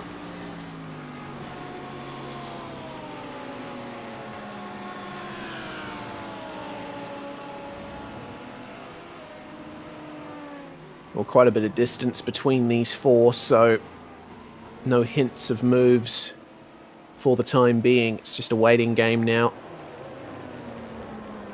in these last 20 minutes of the race to see if there's any position change there. Slightly compromised through turn 3 is Marcus Deck, thanks to the Genesis BMW. So the lead for Prototype may be back on very shortly. The gap between Deck and Sanders at the moment is just 0.4 of a second on the run up to the hairpin. So Sanders has another chance here to nab a win from Marcus Deck and steal that championship lead.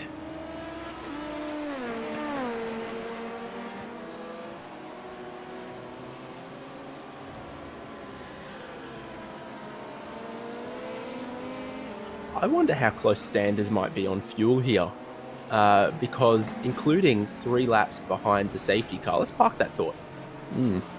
Bo Rigger with an off in the final sector. Not too sure what the reasoning behind that is as we check out the Omologato replay for an answer.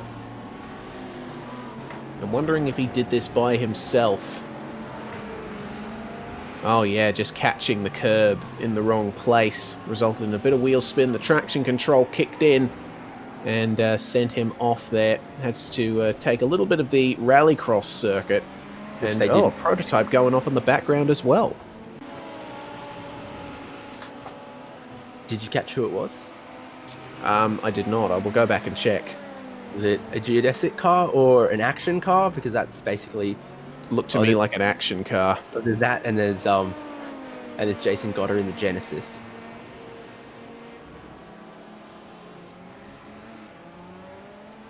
Yeah, looks to me. I'll get back to you on that. Give me a moment. Well, I'll say Sanders went 29 laps, including all that time behind the safety car, on the first stint. He's now 16 into the second stint, with 11 laps to go. We'll take him to 27 from the pit stop. Yeah, I think he's only just made it to the right side of the one-stop strategy on that one. I swear we saw just a tiny bit of lift and coast out of him at the end of the straight before the far hairpin. Whereas Deck went one lap longer. I don't think he's got much fuel concern, whereas Sanders, by my numbers, might be a little touch and go. Well, I guess if that is indeed the case, then Sanders is going to have to rely on traffic to bring Marcus Deck back into his clutches. I did see the prototype that went off at the left-hander. It was Tyson Meyer, who is currently running last in the prototype class. He's on his lonesome at the moment on track. Hayden Gober is quite a bit ahead of him, so no harm done to any other cars as a result of that one. Have a look here, though. Catching up to Daniel Towell is Anthony Rossimano, and he's had a great run here in the last couple of laps. Could potentially be a move for the 5th place position. Still to take nothing away from Daniel Towell's drive so far.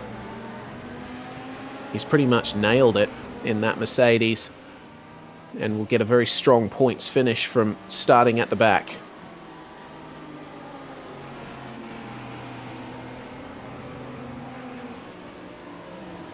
Also got my eye to when we're going to see last pit stops out of some of the GT3 cars.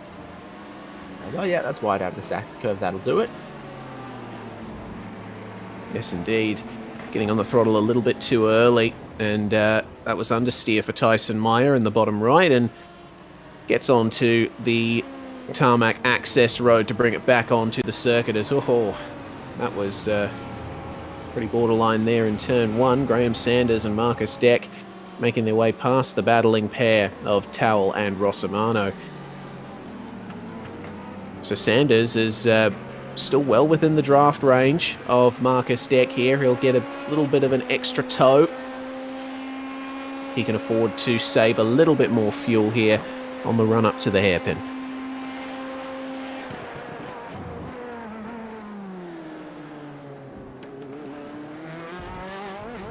That's the concertina effect, isn't it?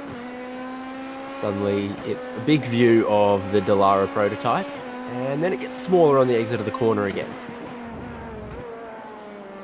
Yeah, Marcus Deck using all of the curb on the exit of the hairpin to try and desperately stay ahead of Sanders here. Ripper pitting.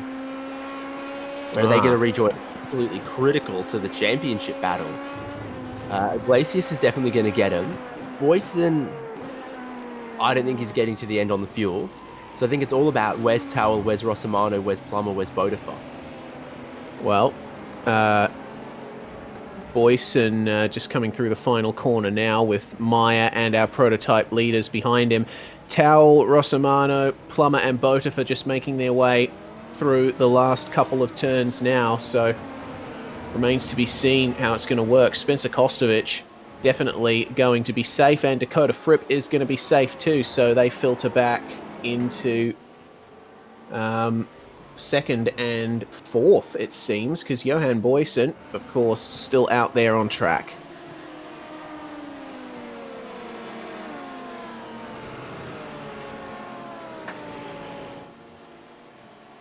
Well, probably killed to be Tristan Iglesias today.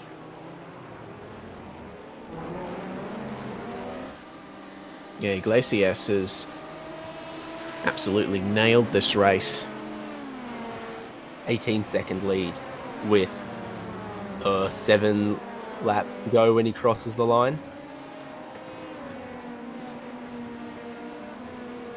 Really makes me wonder how the championship battle might have looked if it weren't for Iglesias and Kostovich making a few mistakes earlier on in the season, not quite getting the results that they would have wanted. Certainly shown that their late season form is incredibly strong, though. And full credit to Dakota Fripp. He had a very dominant run at the start of the season, and he made it count. All he has to do is try and hold on to that championship lead, keep himself in contention for the GT title. As the number 24 of Graham Sanders has lost a bit more time to Marcus Deck. I think thanks to a bit of traffic there, as we see Boyson coming in for his final pit stop, just 11 minutes from the end. That was some big curb usage there from Daniel Towell. He can really bounce off them in these GT cars. And Plummer and Botifer really starting to catch up to these guys. This could be a really interesting four-way battle for fourth place in the GT class. Draft for Rossimano, but he lifts off on the exit, on the entry, sorry, into the hairpin. But Towell with the Mercedes grunt, managing to get a nice exit. And the headlight flash is on for Zach Plummer, letting Rossimano and Towell know that he is on his way.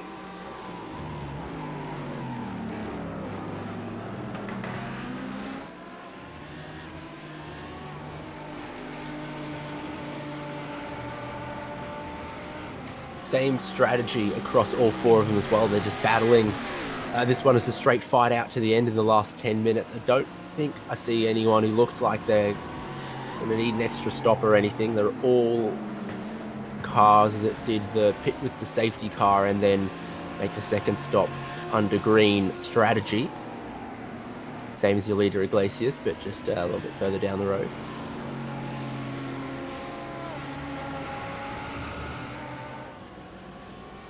Well, Towell and Rossimano just managing to gap Plummer and Botifer in the final sector of that lap. But remember, this first section of the circuit all about straight line speed.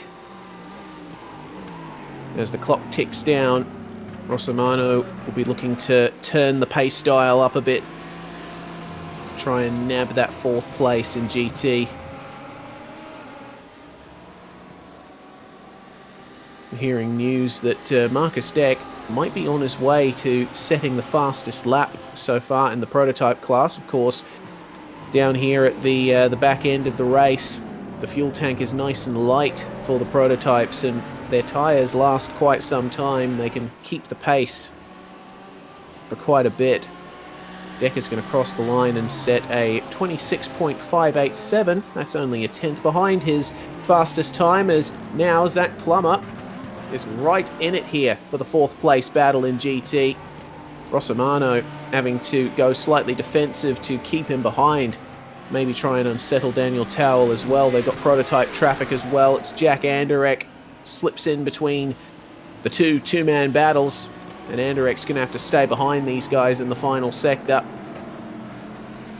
Can't afford to disrupt this battle too much.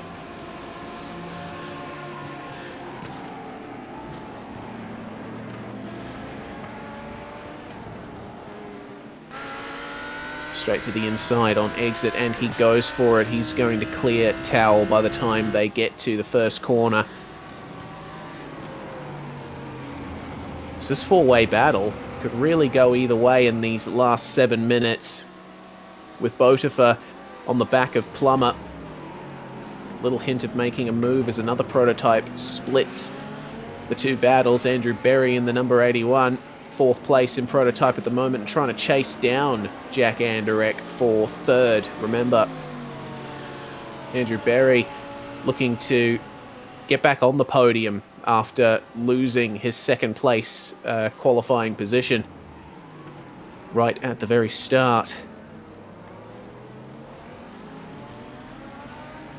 Berry had a better run through the traffic there than Jack Anderek did, and that's put them within about 2.5 seconds or so, but it'll be a very, very spirited effort with the amount of time remaining for Berry to catch Anderek for a podium position. Let's see how that goes then between our battling podium prototypes. The four GTs, meanwhile, for fourth. No change for the time being, but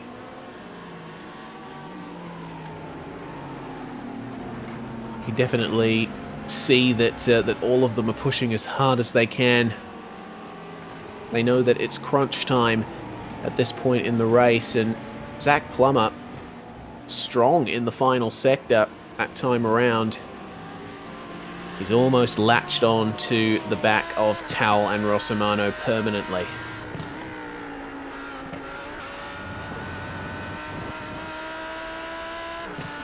Very spirited exit from the first turn as well. Helping to carry a little bit more speed on the run up to turn 2.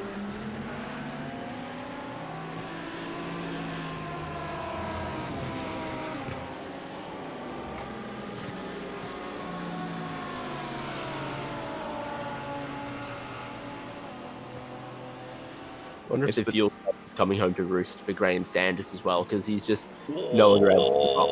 Oh, goodness me. Oh, goodness. Zach Plummer going for the move. Daniel Towell had to open the steering to take avoiding action, but that has grabbed a position there for Zach Plummer. Let's see if Rossimano will try the move back.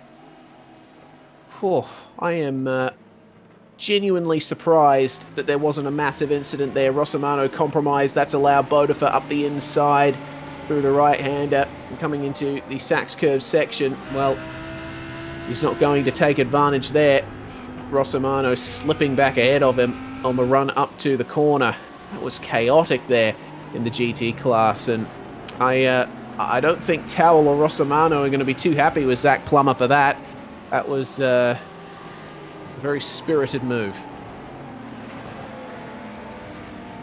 I mean, the move only worked because of the cooperation of 2 other drivers. Otherwise, it was gonna be disastrous. Everyone else did Plummer a big favour by not turning in, because otherwise, I think you'd see Plummer getting penalised. And that's Anthony Rossimano getting crossed up on the exit of turn 1, now falling behind John Bodefer. So 2 positions lost in less than a lap there for Rossimano. I think he got majorly unsettled by that move from Zach Plummer, who's now in the draft, and Daniel Towell, a bit compromised down the straight. He lost a bit of straight line speed. It allowed Zach... Oh no, Towell has completely overshot the hairpin.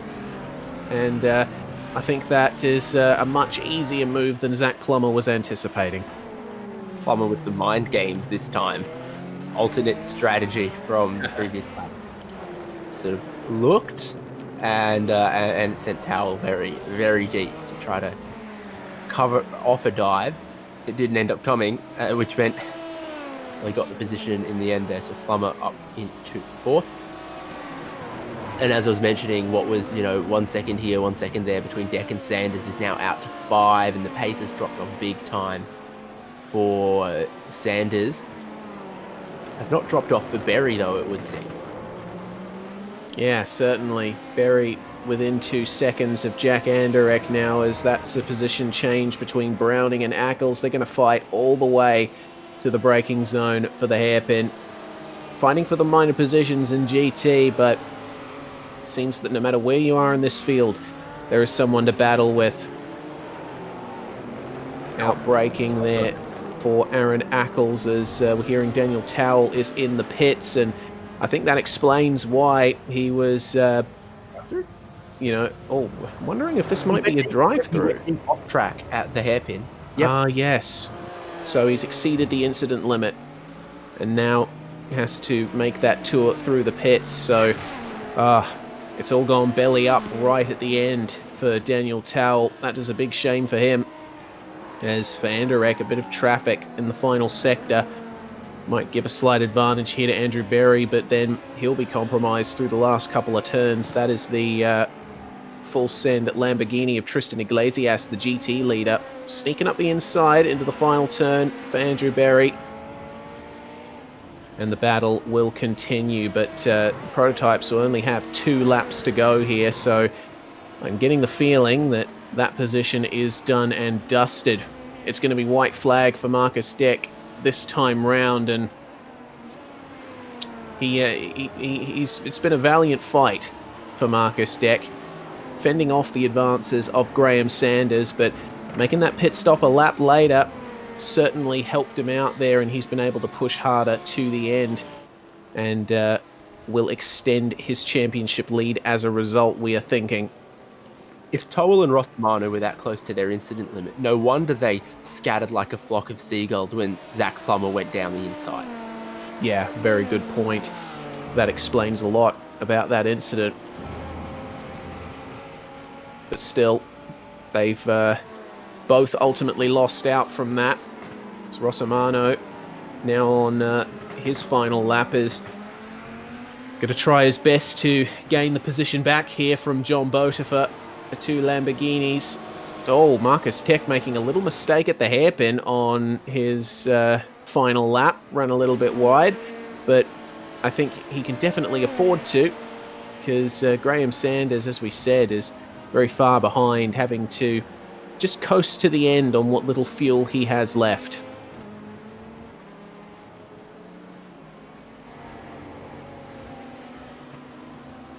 Well, it was something he did at Indianapolis, but he had a bit more time in hand there. He certainly did, and, well, Marcus Deck only has a few corners to go, and this will be a very sweet victory for the Prototype Championship leader. It was 2 points, and now it is going to be 12 points. Marcus Deck taking another win in the Prototype class. Still has the most wins out of anyone in our top class here in the Geodesic Omologato Championship. Graham Sanders going to come across the line for second. And we still have yet to have our GT finish come round, but Tristan Iglesias, I mean, what more can you say about him? Just a fantastic drive from the Full Send Racing Lamborghini. It's not over for the podium in Prototype, though. Andrew Berry trying his best to catch up to Jack Anderek in the final sector. If there's one mistake from Anderek, he's going to be put in contention, but there's a mistake from Berry. Ran a bit wide through the banked left-hander.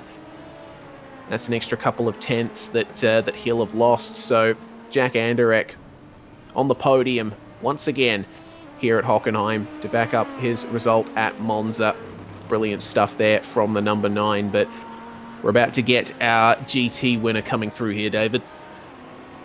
Yeah, and it all started in that first 10 minutes, just after the first 10 minutes of the race, when they made that pit stop under safety car for Iglesias. It set him up to be on the perfect strategy to run away and take this win.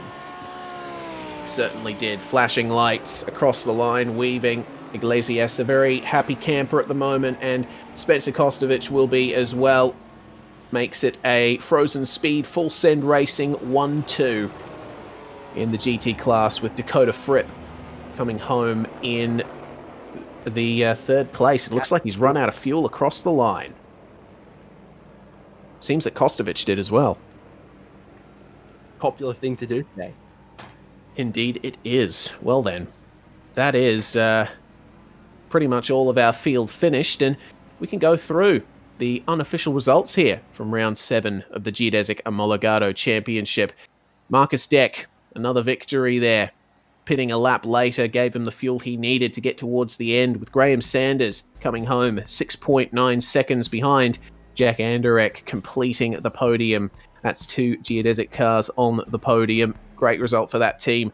Andrew Berry finishing in 4th place after starting in 2nd. Could have been a bit more for him in there were it not for that incident on the start. With Jason Goddard completing the top 5 in that alternate lower downforce setup. Hayden Gober and Tyson Meyer round out our prototype field. And our GT top 3, Tristan Iglesias and Spencer Kostovich, the 103 and 185, 1-2 for those guys in that team. And Dakota Fripp coming home in 3rd. It looks like that championship battle is going to come down to the wire. Absolutely, we'll love to hear that. Got Zach Plummer, got John Botifer, Anthony Rossimano, and Bo Rigger in that great battle that took place over 4th. Daniel Tovell, unfortunately, had the drive-through penalty there, so that put him behind Johan Boyson, who couldn't make a one-stop strategy work today, unfortunately. It was Orson Miralles, then Aaron Ackles, David Browning, and Well, Corey McLemore got back out there, but that was quite a few laps lost, and also that car was well off pace at the end. He's going to hope that that counts as a classified finish, though. In 20th overall, it was 13th in class, and then into the real retirements, Nick McLaughlin, Jordan Fisher, and Maxime Tillynerve, as apparently we know him now. Yeah, having his nickname changed in the server. Of course, Maxime is French-Canadian. Hopefully he can get a good result in that McLaren at Sebring. Certainly not the best result that he would have wanted there.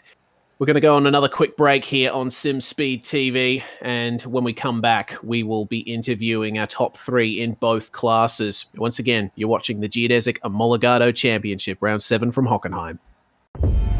There's a story on this island. History lives here. If you listen closely, you can still hear the echo of a Dino, smell the petrol of a Carrera, feel the grace of an LP. In those days, lives were lost and fortunes were won in the blink of an eye. It's no longer that simple in today's world. But on an island, it's almost as if time stands still.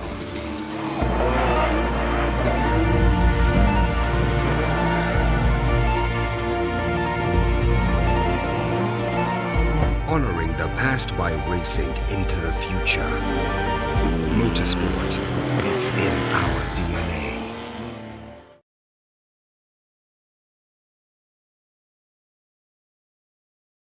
You're watching the Geodesic Omologato Championship post-race show now, where we're going to be talking to our podium finishers in our prototype and GT classes.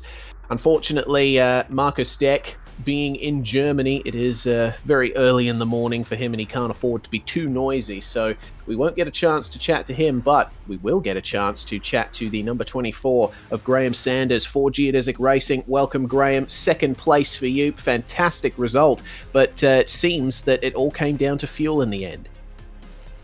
Yeah, thank you, first of all. I'm really happy with P2. Jack once again got another podium for the team, so a double podium is great. Yeah, fuel really was the deciding factor there. Marcus was able to go one extra lap on that first stint, which meant he was able to have some full chat laps there at the end of the race while I had to save. So, yeah, it's unfortunate, but it was a great race. Was side by side with him for a couple laps there right after the pit stop. So, really fun. Yeah, certainly fun for us up in the broadcast booth and for the viewers watching on Facebook, YouTube, and Twitch. Well, in terms of traffic, I'm very curious because, Hockenheim, not usually a multi-class sports car racing circuit, and it seemed that the GT class made life pretty hard for you guys.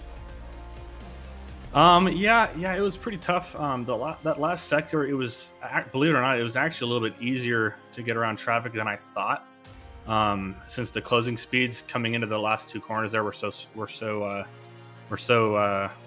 different. You were able to shoot it up the inside fairly easily, going into that second to last turn and going into the I can't remember what turn it is, but right after the really sharp hairpin, there's like that little complex right there. You can brake pass it into the braking zone. But yeah, it definitely wasn't easy. Well, the championship fight is still alive going into the final round at Sebring, so certainly I think you'll be very happy with that result, and it's generally been quite a strong championship from you in the second half. Yeah, I'm really happy with the way I've been performing. Earlier in the season, I wasn't too happy with myself after Nürburgring. Just really poor strategy there, and I think got P4 or 3. But yeah, I'm really excited for this final round. I think the only way, I'm not sure where Marcus has to finish if I want to win the championship, but I think it's 4th or lower, maybe 3rd, but I'm not sure. Yeah, I'm really excited. I've had a ton of fun. As have we. Before we let you go, Graham, who would you like to thank from your garage at Geodesic Racing? I'd like to thank everyone at Geodesic, everyone at SimSpeed, you guys have an awesome broadcast. I say it every time. And Omologato, and of course my Twitch chat, hanging out as usual. Always a blast with them. Hello, Graham's chat. Hope you enjoyed the show. That's Graham Sanders there, P2 in the prototype class. The next interview we're going to go for here is Tristan Iglesias. David, you stood by with our GT class winner. Hello guys. First of all, congratulations. Difference in strategy in the team with that early safety car just about 10 minutes in. That must have been a nervous time so early in the race to decide your strategy. Yeah, we were both a bit confused under the safety car, and then at first I didn't realize that we could pit, and then I saw LMP2's pitting, and I was like, oh shit. Yeah, it was basically an instant call. I didn't know if it was gonna work out or not. Got really lucky, and in the end I ran out of fuel on the line.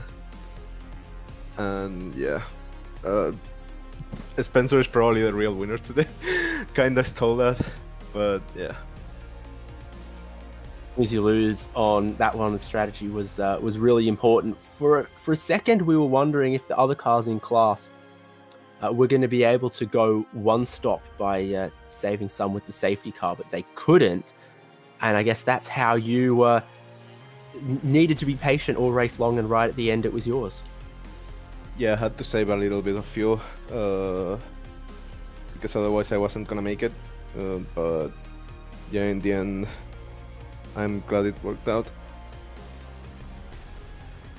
And it keeps the championship battle very, very interesting in GT. Dakota Fripp was running away with the championship at the start, but you guys found another gear, some more pace from the Lamborghini. Yeah, it's definitely up there in pace now. The Audi got adjusted a little bit down. They removed a little bit of downforce, and yeah, I think both cars are on the same pace right now. The Lambo feels really nice now. You'd hope that the Audi and the Lamborghini would actually drive quite similarly, be quite easy to balance there. Good to come to Hockenheim Ring. Seemed like there was a bit of a balance to be struck in the setup around here, with some tight, some slow corners, but also a very long back straight. Yeah, it's definitely a tricky one on this one, because if you make it fast on the straight, then you get to the last sector and it becomes really sketchy, and then if you make it stable in the corners, stable and fast in the corners, then you're a turtle on the straight. So yeah, it's a little bit tricky, this one. Well, congratulations on a win in Geodesic Omologato Championship. Who do you need to thank? Well, first of all, thank you so much to my team, Frozen Speed Full Send Racing, and especially my teammate, who made a really good setup for this week. And yeah, he had an insane pace, and yeah, as I said earlier, to me, he's the real winner today. Thanks, Tristan. Yeah, thank you so much. Great win there for Tristan Iglesias in the Full Send Lamborghini. Next up, we're going to have a chat to third place in the prototype class, the number 9 of Jack Anderek. Well, Jack, on your return to sim racing, grabbing a podium at Monza and a podium at Hockenheim as well. Yeah, I'm really happy for that. And this one was a lot harder than it was at Monza. I had someone behind me. I'm so bad with names, but really took it to the end. I would think there was only like 0.8 of a second between us at the end. But yeah, it's really awesome results, and oddly taking a break and whatnot has really helped, actually, for me personally. Yeah, I definitely know that feeling. A break can do wonders. But what was your view on the start in the prototype class? Because it seemed to be a little bit more carnage filled than we expected. Yeah, and I definitely played a part in that. I apologized immediately to Graham because I guess I just missed that part of the briefing, which is all on me. And so, for us, the lights went green, And I guess just being an instinct, I just slammed the gas. And actually Graham did too, but he got off, but I just couldn't react quick enough, and then I kind of smacked into the back of him. But fortunately none of us had damage, which was confirmed when I pit and I didn't have any optionals. And so that was just yeah, I just didn't hear that part, and it's all on me, honestly. Well, a lucky getaway nonetheless for you, and recovering to finish on the podium. So a strong result here to clear out the season. Absolutely, it was awesome, and I got to give a big shout out to my chat because they had a strategy that played out so well by pinning under that safety car. I was honestly hoping that if I had a little more pace and was maybe 20 seconds behind the leaders at the end instead of 40, I was hoping they'd have to pit again at the very, very end for a splash, and I'd be able to take the win away. But yeah, unfortunately, it just didn't work that way. They didn't have to pit, and I was also a lot further behind than I wanted to. But you know, I don't want to get greedy. I'm happy with the double podium for Geodesic. Graham did a great job, and I'm looking forward to 2 weeks from now. It's going to be awesome. Indeed it is. Sebring, of course, the final round of the championship in 2 weeks' time. Before we let you go, Jack, anyone that you would like to thank? Yeah, I'd like to thank Geodesic, all the guys there, just for pushing me, motivating me, and just being awesome friends and honestly family. Shout out to you guys, of course, here in the SimSpeed TV for the incredible broadcast you guys put on all the time. And for all the sponsors, Omologato.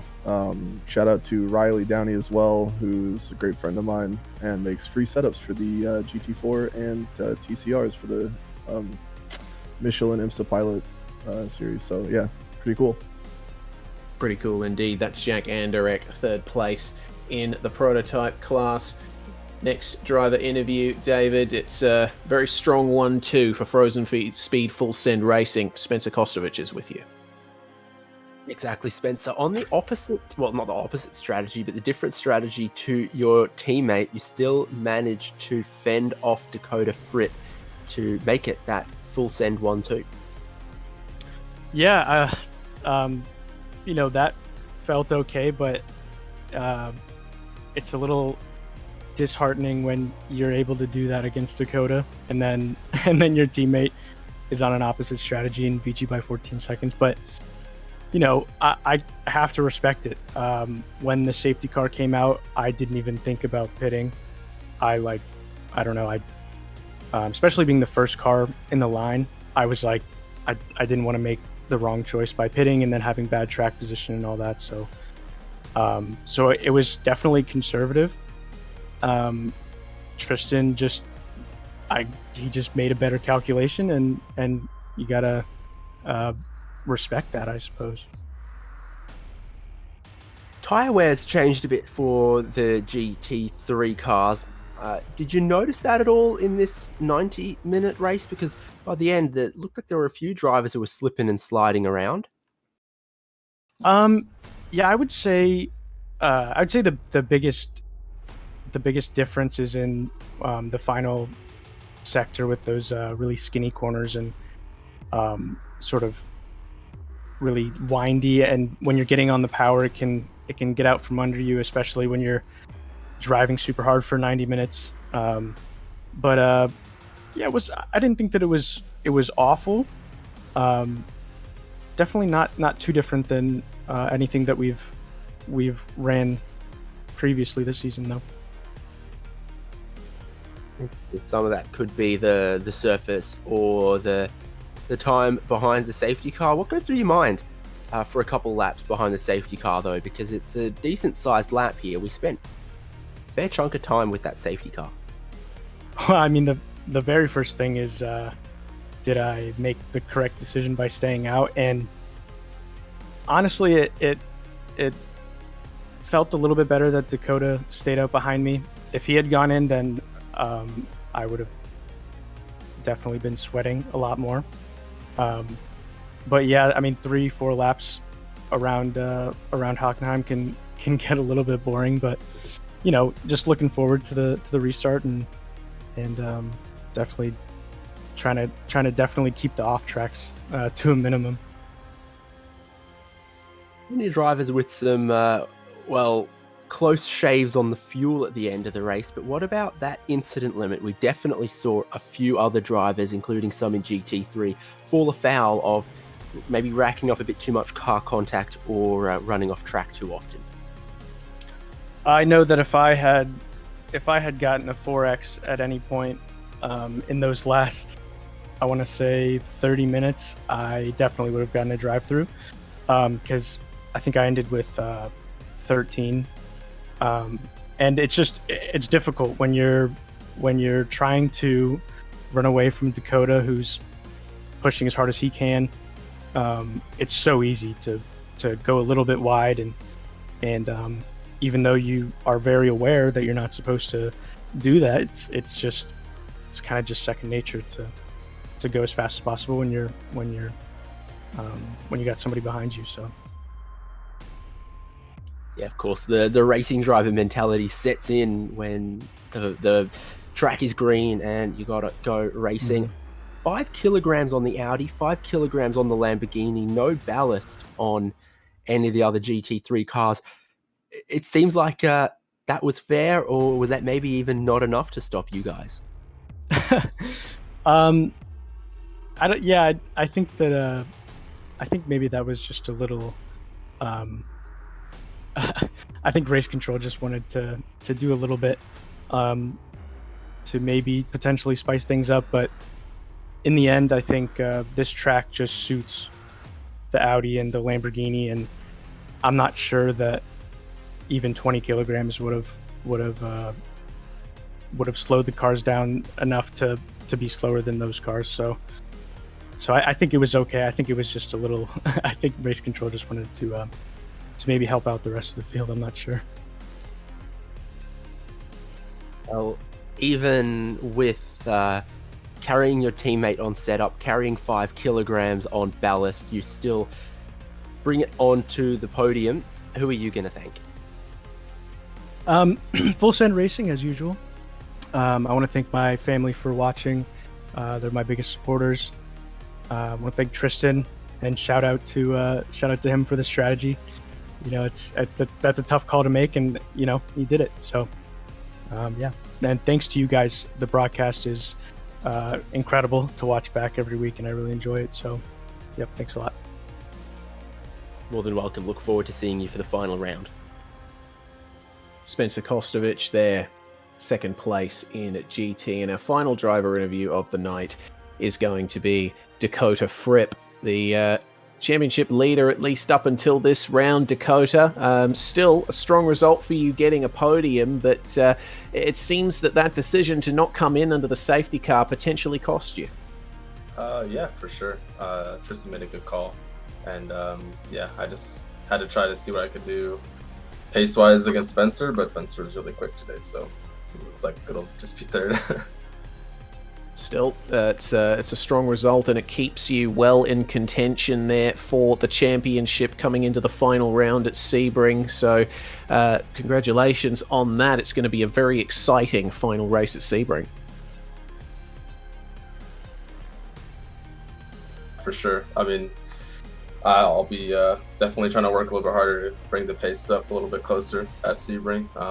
But yeah, I mean, Spencer and Tristan did a really good job with Tristan with strategy and Spencer with pace today. So I'll be seeing what I can do. I don't know if I'm in the championship lead anymore, or if it's really close. But basically, whoever wins the race looks like will be the one that'll win the championship. So we'll see. And just a couple of thoughts from you on the team situation. Obviously, you're driving solo in this championship, so that does make it a bit harder going up against Frozen Speed Full Send that have a 2-car squad.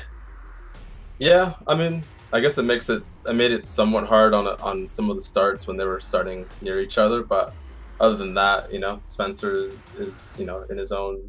And Tristan are in their own pace. You know, sometimes Spencer's really fast or Tristan's really fast, but you know, as it comes to like making setups and stuff, you know, I've spent a lot of time making setups for this car, so it doesn't really, I guess, hurt me too much in that aspect. But yeah, being a solo car and the only Audi is also interesting in the championship. But yeah, it's me on my own here. Indeed. And final question, because I guess we haven't really asked any of the drivers about this. Hockenheim, the newest road track on iRacing. What do you think of it? How is it for racing? I think it's good. I think when it comes to like the traffic, it's not too bad. When it came to like, you know, they have pretty big straightaways to get by you. I think the lines, it's a pretty technical course in the later sections of the track, so that's pretty it's pretty good. I think it's gonna be a track that's gonna be popular probably for a long time to come for sure. It's one of those kind of really good F1 tracks. So yeah, overall cool track, and I enjoyed driving it back when it was on the F1 games back when I used to play those years ago. So it's been fun.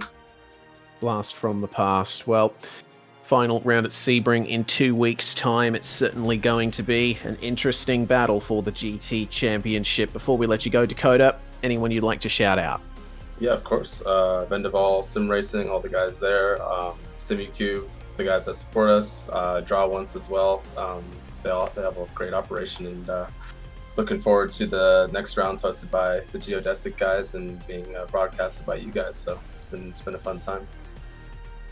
Dakota Fripp, third place in GT and championship contender. Well, that brings to an end proceedings for tonight in America, this morning in Australia. David, what a race there at Hockenheim. The championship is wide open in GT, and we might have a fight on our hands in prototype as well. Yeah, I loved that side by side for an entire lap that we had at the prototype lead. I loved the real split down the middle on the strategies for GT, and that's what these 90-minute races have really given us in this championship. So fingers crossed for another one at Sebring. That swimming pool looks like a great place to have a view of where some of the action is going to be there at Sebring. Absolutely. Down at the hairpin at the hotel. Yes, indeed, Sebring in 2 weeks' time, which you can catch right here on SimSpeed TV. Another big thanks to our series sponsor, Omologato. Remember, you can use the code SPEED2021 on checkout at the Omologato website, and you'll get a free silicone wristband. So get on it.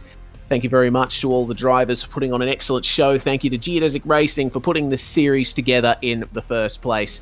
We certainly hope that you'll be able to join us for what is sure to be a very exciting final round at the historic and fantastic Sebring International Raceway. I'm Reese Gardner, David Haynes alongside me in the commentary box, and Jay Kennedy making everything happen behind the scenes here at SimSpeed TV.